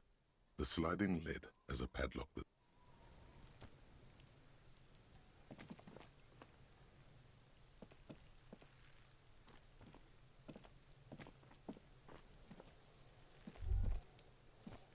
This trash container is locked. The sliding lid has a padlock that says, whirling in rags. It's such a, like, quick moment to click that blue thought right as you click on the trash can. I'm gonna try one more time.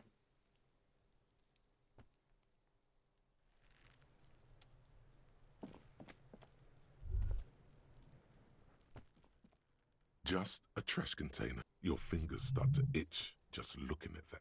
We could try using a pry bar, the one you took from my motor carriage, or we could ask for a key from the manager of the Whirling in Rags. He probably has one. He might also have information. This is better than the pry bar idea.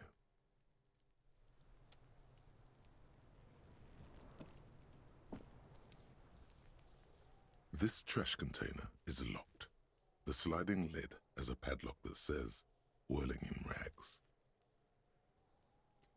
And now it's gone. So let's go talk to the gardener, let's go to the Fritz shop, and let's talk to Gart, and then I'm gonna call it.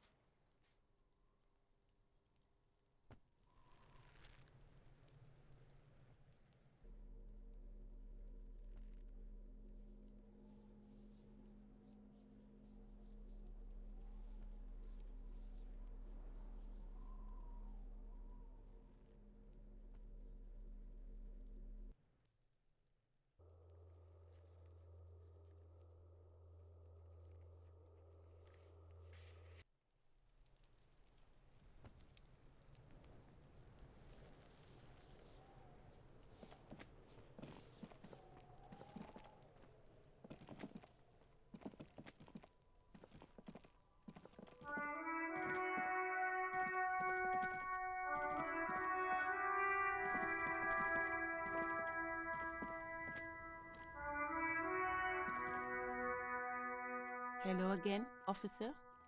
How are things? Well, this might be the last snow we get. At least I hope so. Snow has nutrients in it. Helps everything green up in the spring. At least that's what my grandma always told me. Yes, think about the cute grandma, not the weird snow.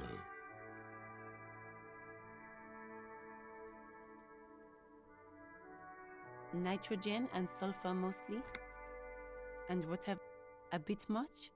What are you talking about? That's what my grandma told me, okay? She feels interrogated now.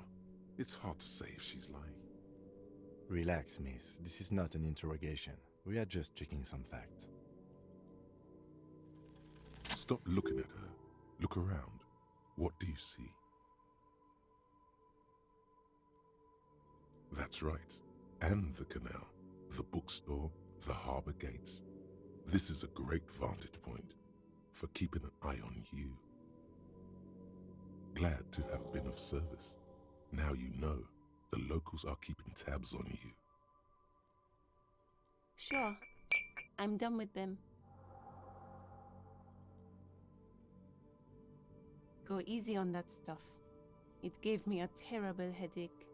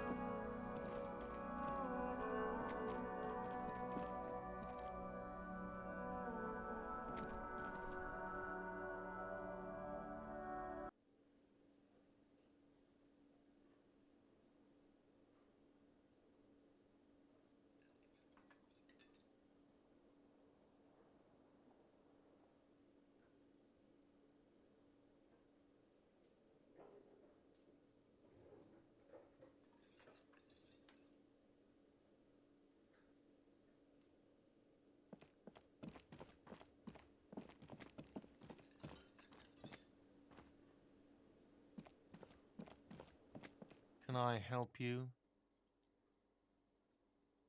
Mine? No, it belongs to the Whirling in Rags.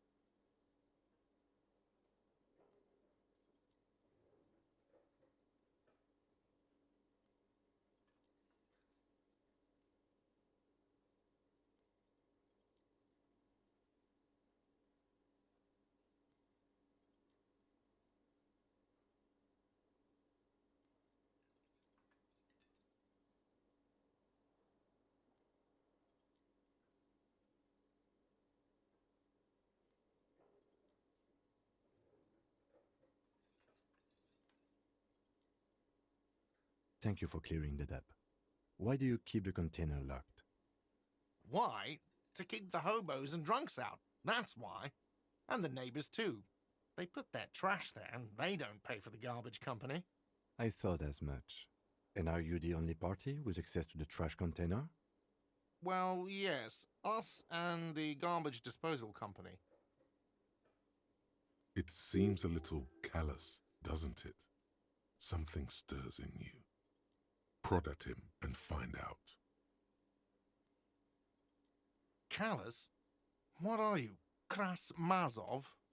Almost all establishments in Revachol keep their trash locked. The Whirling in Rags is not special in that regard. Krasmazov, nom de guerre, was an economist and a historical materialist. He was a leading figure on the Grad side of the Centennial Revolution, where he headed the 9-day government. Mazov is considered the father of scientific communism, Mazovian thought, or Mazovianism. So, what's interesting about this game, this is the second time I've noticed, in my first playthrough I had something that 7 of happened, but the voice actor said 6, and the text still said 7. And this time too, the 11-day government, but for some reason he said 9. And I'm wondering why that is, like where that hiccup comes in, whether it's a translation error or what's up with that. But that is an interesting thing that like numbers in the voice acted Final Cut do not always line up with the text.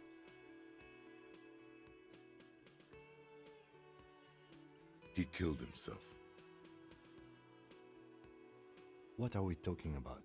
Was this not about the trash container? Was there something you wanted? What for? Mazov? Are you planning to nationalize my trash container? It concerns the case.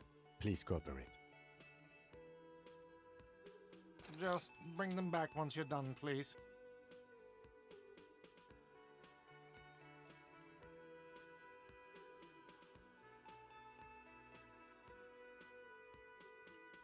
What thing? Yes, not the whole damn union, thank God. Just the nastiest and loudest faction. They come here in the evenings. Dumb, unruly types. Think they're big shit. But they're good customers. They place big orders and always pay on time. We should find out who this loud faction is, occupying the booth. Loudness means talkative, and we need info. We don't. We have to wait. They'll show up sooner or later. Men get hungry, even striking men. If not today, then they'll be here tomorrow. There are these things called days. You sleep between them. He's saying they'll come after you've slept. Just making clear you got that. Thanks, Logic. Thanks so much. What are you, a cook now? That's none of your business. He wasn't pan-fried, he was lynched. What could the kitchen possibly have to do with... Fine, okay. The kitchen is closed until 1 p.m. because the cook is working. You can snoop around after that, if you must. What? By the way, you should come back to this thing-based questionnaire if you see anything interesting in the whirling later. Absolutely out of the... Absolutely in the question. First we find a sad banger. Then we sing this place to shit. Your body is ready, sire.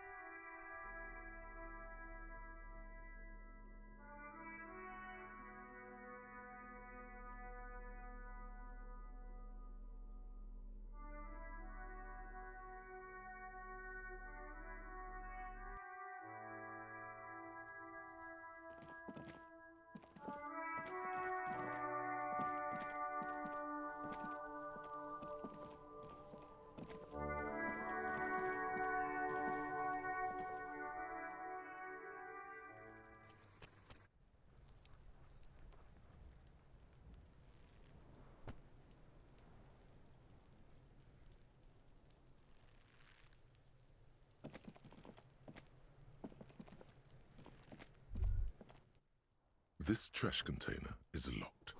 The sliding lid has a padlock that says, whirling in rags. With a well-oiled crack, the lock pops open. It should now be possible to simply raise the lid. Don't. Maybe you shouldn't. The smell of rotten food rises to greet you. You see soggy cartons, dirty rags, and organic waste. We're just in time. This hasn't been emptied for over a week. You see milk and egg rest with one broken egg in it. Some pasta wrapper. Picking up the soggy packages somehow feels familiar. You've done this before. The movements are recorded in your elbows, the methodology in your fingers. You're used to this. No, searching for evidence in the trash. A box falls into pieces in your hands. Batiste Soleil cereal. There are plastic pasta packages below, and turbo noodles. Nothing of note, however. Among the threadbare kitchen towels, something catches your eye. A pair of denim trousers. As the legs of the slime-covered jeans begin to unspool from the garbage, a rank corpse smell fills the air. The victim's clothes? Cadaverine odor is faint.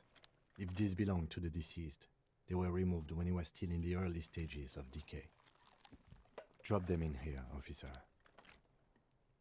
Guitar-marked blue jeans. Pockets empty or emptied. He wore them with a belt, too, a white belt. The loops appear stretched, but the belt is missing. That's it. Do you see anything else in there? I have another bag here. Something slimy catches your eye. A drab, long-sleeved shirt, olive-colored, appears from the food waste, dripping with pus. This is a military-type overgarment. No label or serial number. This is the kind of rib-knit shirt that's worn over light armor to conceal it in an urban scenario. Anything more? The rest of the rags are just kitchen variety waste. All right, we should go to Gart again and ask if he knows who put the clothes in the trash. It could be as simple as someone from the hostel cleaning the yard. Or that one. I'd advise against confronting that force. Not really. All we know is the victim's clothes are in the trash, the lid was locked, and his establishment had the key. The fuck's he on about, kids? You hear that, Kuno? He thinks you're an infant or something. See? lieutenant nods. Then, it's just organic waste, cold and slimy on your hands. Apple and potato peels, mostly. Unidentified sludge, and the occasional chicken bone thrown in for good measure. But hey, what's this? A blue piece of plastic sticks out from the apple peels. It's shiny. Looks like the corner of something. Something larger. A clipboard. A blue plastic clipboard with moist papers hanging from it. They look badly damaged, but you can still make out forms and notes, written in a man's handwriting. I will say, in my first playthrough, I did not get anything in the trash can until, like, day 4. Like, I had been on the other side of Martinez at that point, or Revachol, whatever you want to call Martinez. I'd been past the dock before I got into this trash can. It's crazy how different things go depending on what character build you, like, grab. And also, I guess, what you know about the game. Officer, is that your paperwork? Yes, it is. Look. This plastic has the RCM street grid on it. You've even got an autopsy form. If you don't mind me asking, how did this get in the trash? Well, lucky we found it. You should take stock of what remains, just to be sure some has not made it into the hands of the RCM's adversaries. Organized crime and the like. There might have been police secrets in your notes. It would also not hurt to start taking notes on the case. Now, tell me what your eagle eyes see. Or are we finished? Some items, such as the ledger you found, are interactable. Go to your inventory and select the Interact tab to read your paperwork. You pick out a broken mug with an oddly racist depiction. You've acquired an interactable item. Investigate this item further. The container sounds a muffled gong. That's one thing off the list. I think we got it all.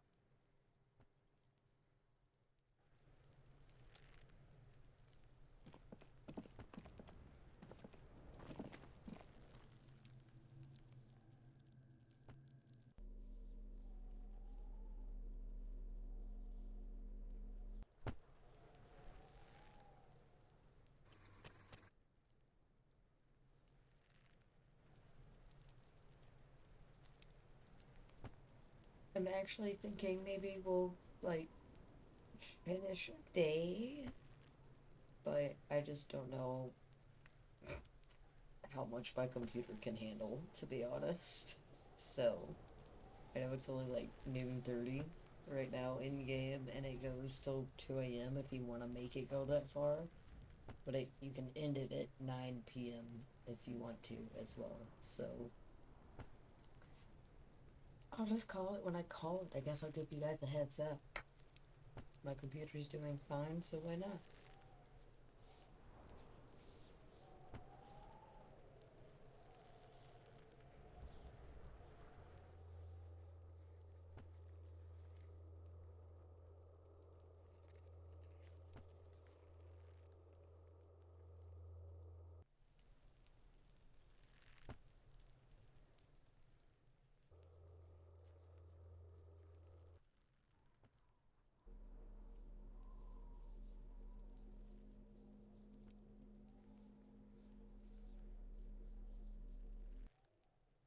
It's the ledger you found in the trash. A pitiful cabbage of white and yellow papers hanging from plastic board, barely held together by a metal clip. This sad display is made complete by the faint smell of urinal cleaner. Right. What more do you need? A rubber condom stuck to the back. A graffito that says defeated. I think you catch the drift.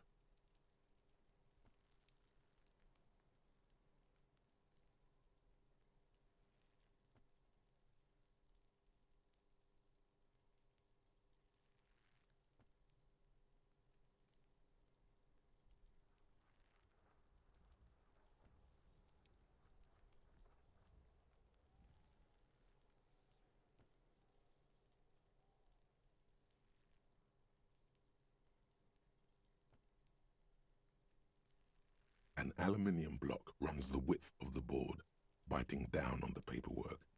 Its crocodile teeth are the only thing keeping the papers together. A regular pencil, the tip worn down to nothing, has been attached to the clip.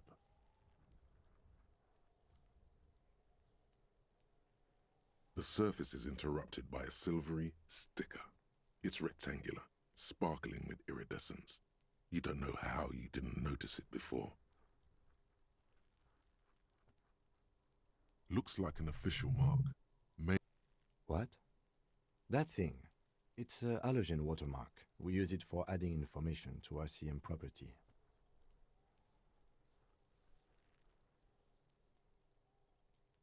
It depends. Aside from an anti-counterfeiting stamp, mine has my station number and address.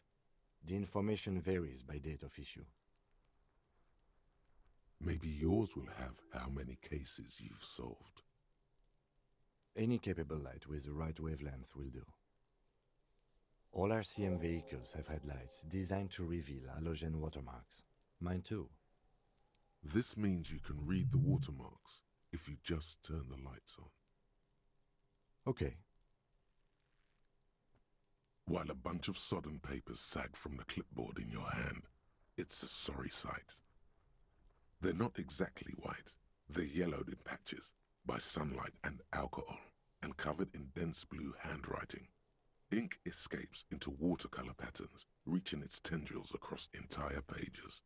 The paper itself is checkered, with faint red lines forming short paragraphs.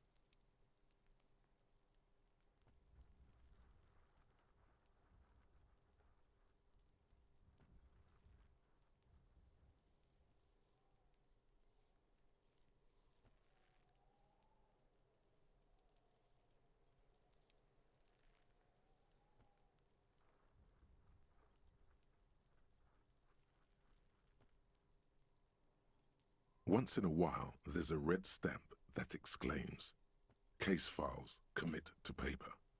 The case files themselves are plenty. You count more than 100 sodden, crumpled up, earmarked pages falling apart in your hands. They appear to be sufficiently organized and extremely dense, if mostly illegible.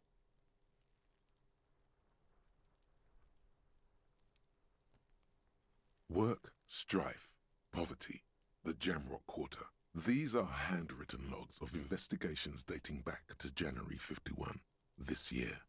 The exact number is hard to estimate due to missing pages and an odd naming convention. But there are at least 20, maybe 30 cases undertaken, not completed, mind you.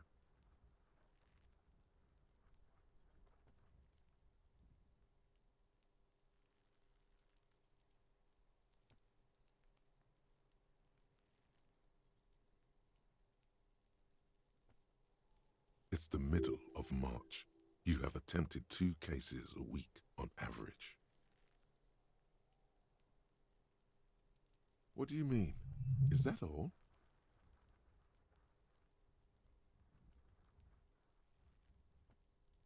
Huh? 2 complex cases to undertake is a lot, yes. You really have to push yourself. I would not suggest it, lest you start making mistakes. 2? That's a lot.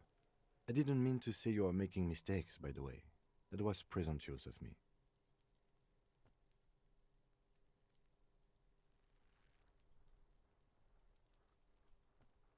That's okay. We all do, sooner or later. Like a fan of gills, the checkered papers dry in your hand. The handwriting is extremely dense. Yes, it appears you employ a, shall we say, robust yet literary system. Each investigation has its case number written on the margins. Yet, still more tellingly, most are accompanied by a name.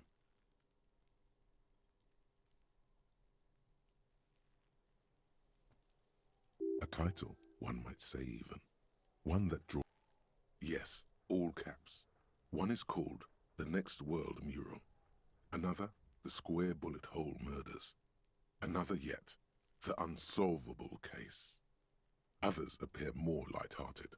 The guys on a couch in an unexpected location, and the murder at the Ukar Parlor, even the rare article-free collapsing tenement. Murder features prominently throughout.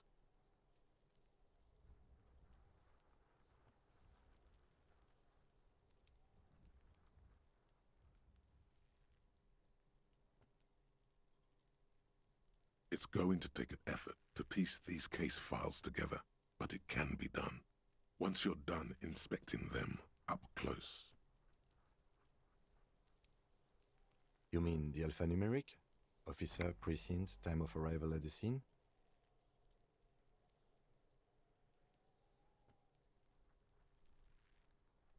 Oh, you mean the titular? Yes, well, so do I. In our defense, almost everyone in the RCM does.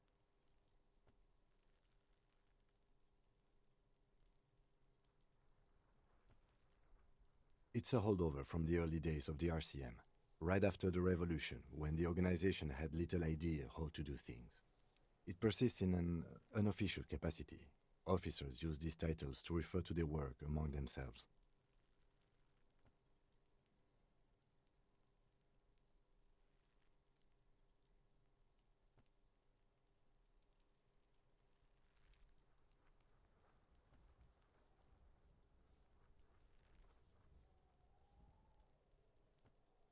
Again, in your defense, I seem to have named one the man with the hole in his head. That was a real person. His death was real. Still, I named it that, to amuse myself.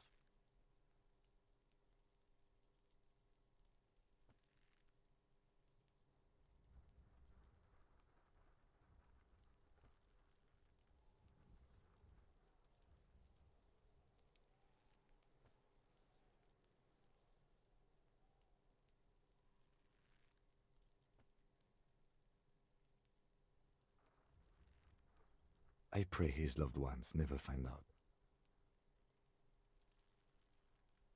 Rail spiked through the head. He died. It was a workplace accident.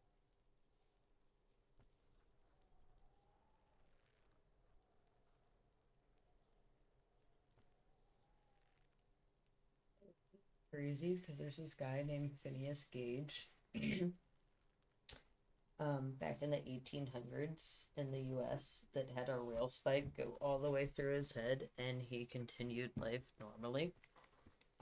It's actually why neurological studies are as good as they are now, and probably also why we have AI, is because we started to understand so much more about the human brain simply because this man survived having a rail stake through his head. This is not something I caught in my first playthrough. I'm really glad I got to see this now. That's crazy. It's so wild. Also, I highly recommend Pantheon, which is on Netflix now. It was an AMC Plus original. It came out in 2022. I just finished the first season, and the second season will be out on February 21st. That's not a plug. That's not an ad. That's not a sponsor. I'm not that cool. It's just a really cool show.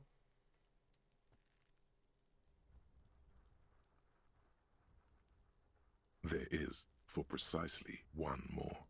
15 pages near the end remain untouched by the damage. The checkered grid forms a structure of passages, breaking the case into subtasks to accomplish.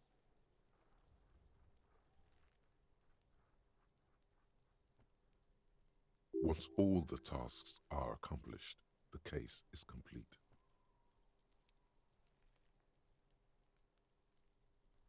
Oh my god, I get it now, because I gotta use the pen she gave me in my first playthrough. I had to borrow one from Kim. Shut up. That's so cute. The tasks you've completed flow out of the kind green ape pen in a brash freehand similar to the rest of the letters. The wording comes easily. It's almost robotically simple, a language developed for mental rigor and simplicity. Inspect the victim's body.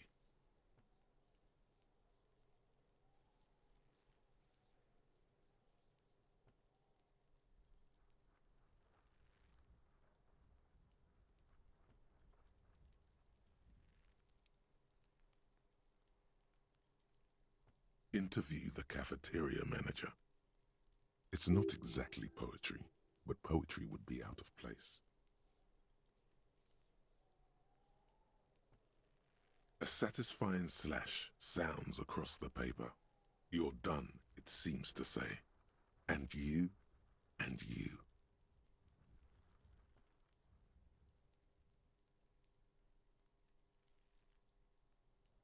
You're a swashbuckler with that pen, Harry, and it feels good. Feels like completion. Things to be done and things already done. The composition of reality. This is an extremely useful tool for a detective of the citizens' militia. Now all that remains is to name the case.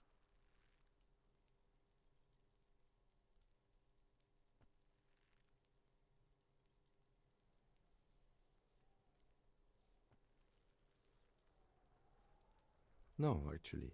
Any ideas?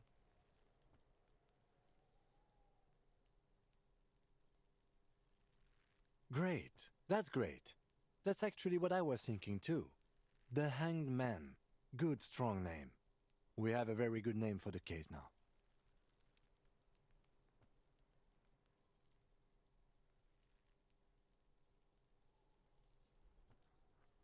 I'm going to start calling it the Hanged Man. It's good we sorted this out.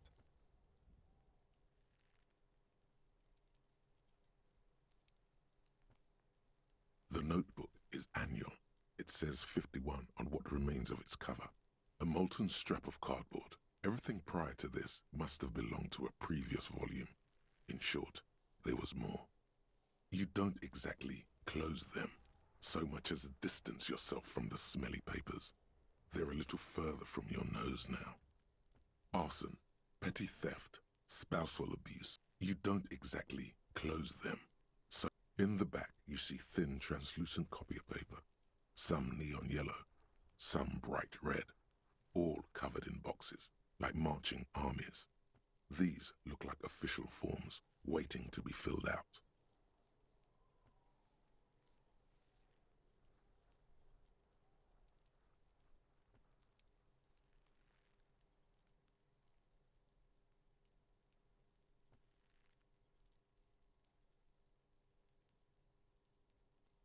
Then rip them from the binder and hand them out, according to type of form. 3. The topmost are misconduct fines, the middle ones are station calls, and the bottommost are field autopsy forms. Each is easy enough to make sense of.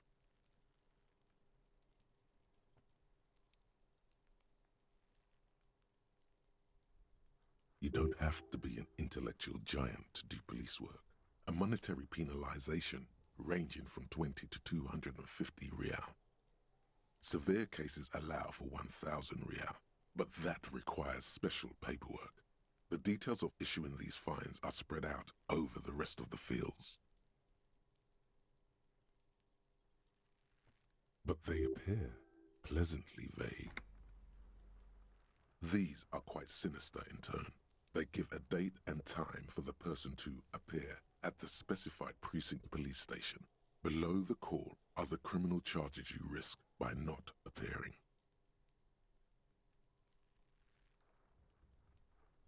All in a print so small it could be considered downright cute. A dozen pages of thin copy paper, bright red in color. You see the parameters of a deceased human form waiting to be filled in. Age, sex, condition of internal organs.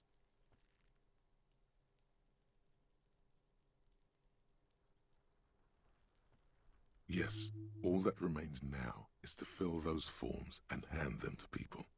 Fines for wrongdoing. The rest of the stinking cellulose is much worse for wear. Being sandwiched between the board and the rest of the paperwork must have spared the fragile copier paper. It's made of dark blue plastic, hard enough to beat someone to submission with. The edges are rounded, however. The U4 size board feels thick and heavy in your hand. Light shimmers on its wet surface. On the back you see the embossed letters, RCM. Something rattles inside, ever so lightly. Is there a hidden compartment?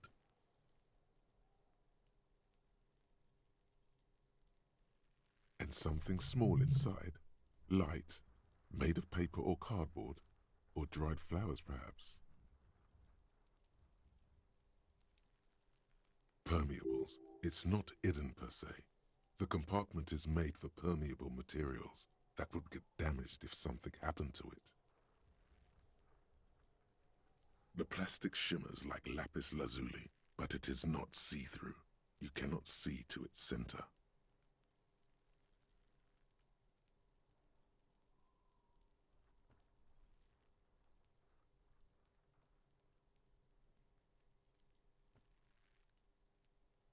With your hands, you four-sized pages hang from the clip screwed to the top of the board.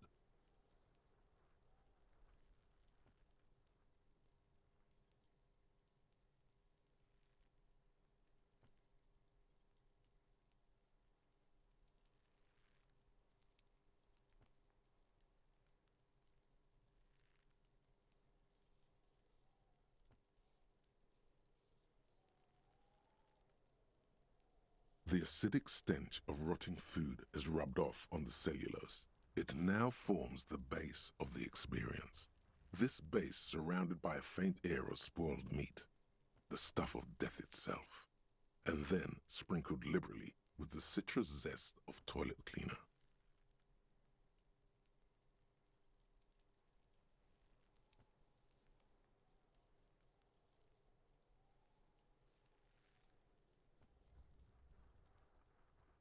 You know, like the bits they put into public piss bowls, probably called Fermi Discrete, or Axle, or something. At some point in its journey, the ledger has seen the inside of a public toilet. Remember when I said the smell of the upstairs bathroom was so rank they should have sent a poet to describe it? Why, yes it is, among many other things. This cleaning tablet is used by the whirling in rags. Perhaps that's where the ledger was dropped in the toilet. By you.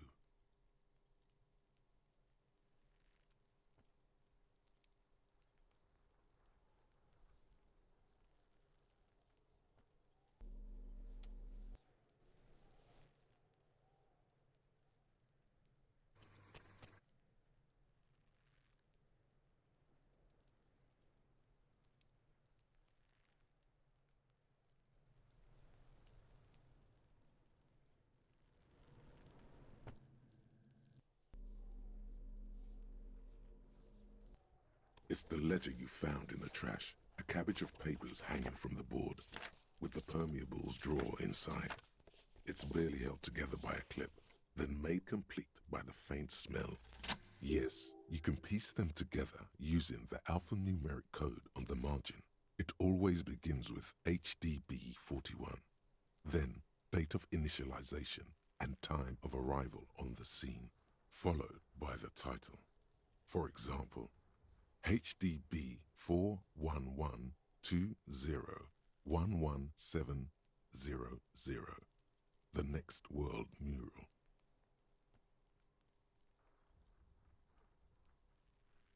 Why yes, your precinct number is 41.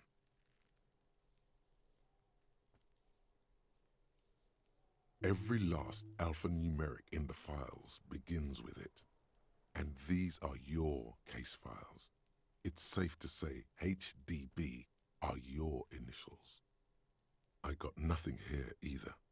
Logic really isn't the best faculty to have this conversation with, but it's the one you got. So sorry. It takes about half an hour to piece one together using the system you've devised. Where do you want to start? Not much has changed in the meanwhile. A bunch of sodden papers still sags from the clipboard.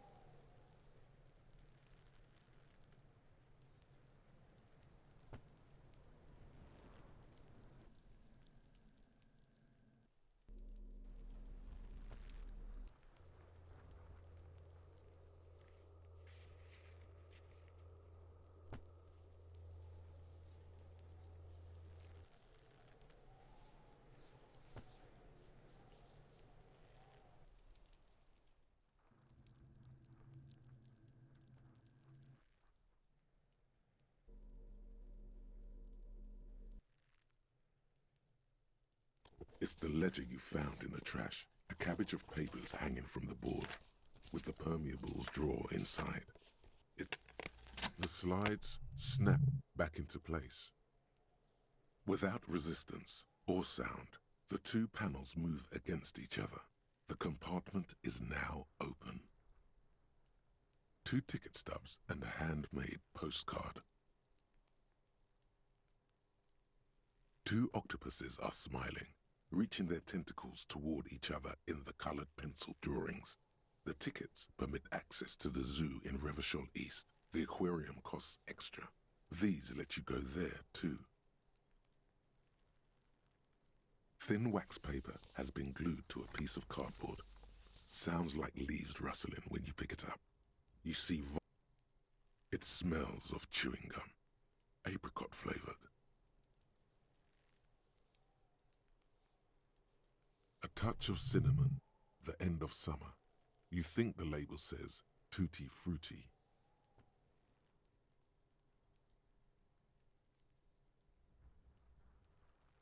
Familiar handwriting lines the inside of the card, looped, round letters in a woman's hand.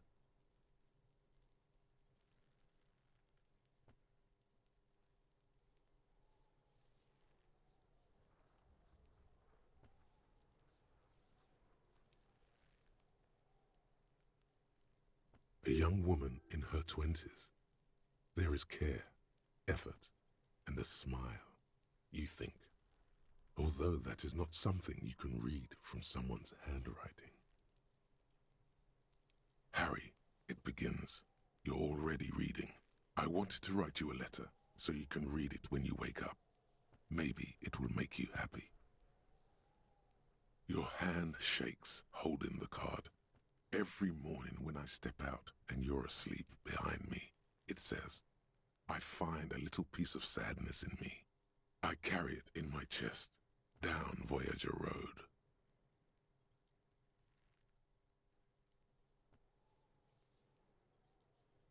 Every step I take, it grows. By the time I reach the fuel station, it has filled me entirely. I step onto the light rail and look back. Sparks fall from the bow collector. I know it will be like this until late afternoon, when I get off the 42 and walk back to you. You. Every step I take will get lighter. It almost makes me run. Sometimes I do. I can't believe I met you. I can't believe the happiness I feel with you. You have a vast, vast soul, and I will always, always, always come back to it. Kisses, kisses, kisses. You feel the air sucked out of your lungs and the blood sucked out of your head. Everything around you gets dark. Small white dots appear.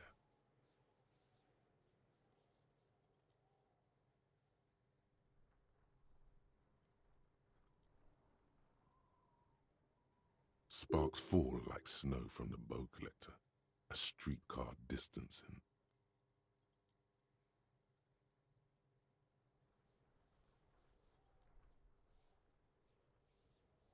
You feel the ledger slip from your hand.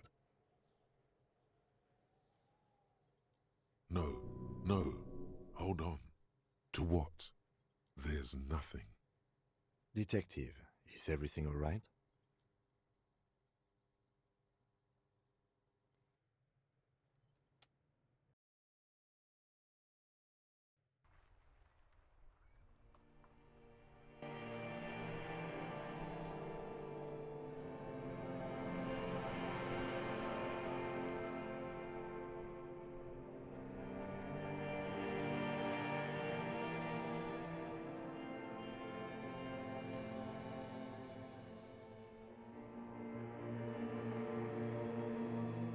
There is nothing.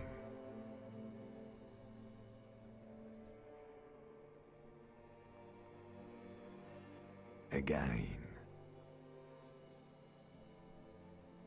Nothing sad, brother. No treachery, just blackout.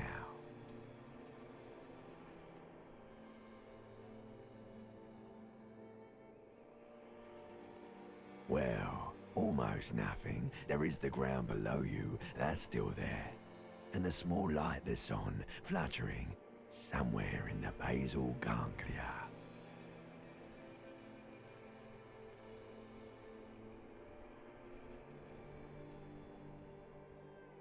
That's me. Blue eyes, that's me.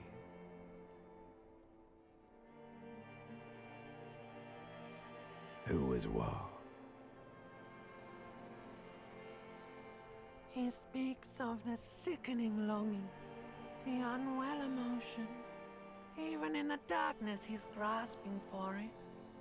Still trying to hold on to the great sorrows slipping in the water. Slimy.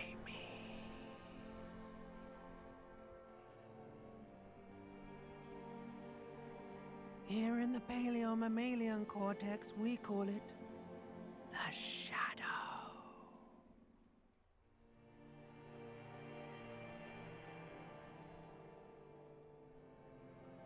Because it's always there.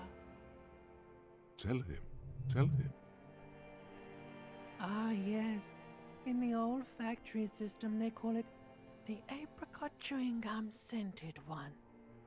It's unhealthy of them to linger on it so. But as they say, what do you do?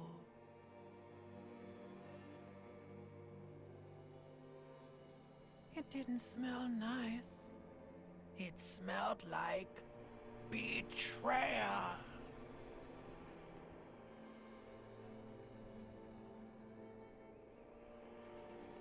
Bloated corpse of the past resurfacing. Beautiful. Believe me, stupid ape, its lack of beauty was not the problem.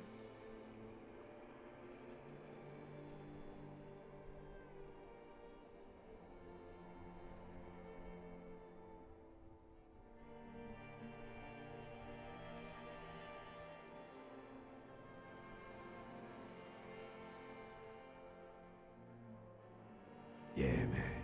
What was that about?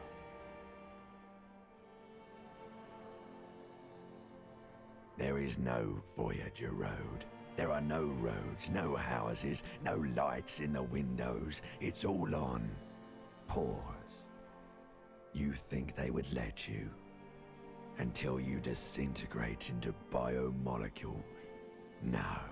Someone is breathing on your face now, inspecting your pupils, stupid idiot. Yes, they're pouring something on you. It's in you. And It's delicious. Glowing lights on a dashboard emerge out of nothingness. In the upholstered cabin of Lieutenant Kitsuragi's motor carriage, seated in the driver's basket, the air is thick with leatherworks and heavy fuel oil. Cold water runs down your chin. Drink. Water. The water is cold, silvery, the stuff of life itself as it pours down your parched throat. The pounding in your head recedes. The darkness parts. Drink. You have... With greedy gulps, you down half a liter of cold water. Some of it spills on the driver's seat. The lieutenant pays no heed to it. What happened?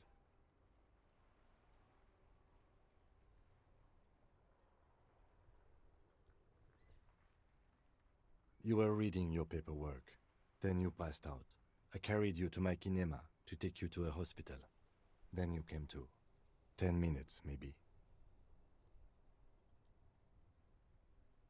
That does sometimes happen. He replies with such understanding, it's as if the burnt-out ruins of the past were an occupational hazard. Athlete's foot for cops. You dropped these. Are you okay to proceed? Good. The Ledger of Failure and Hatred is a special item that can be used both as an interactable and a tool equipped in your held slot for skill bonuses. Find it under the Tools tab in your inventory.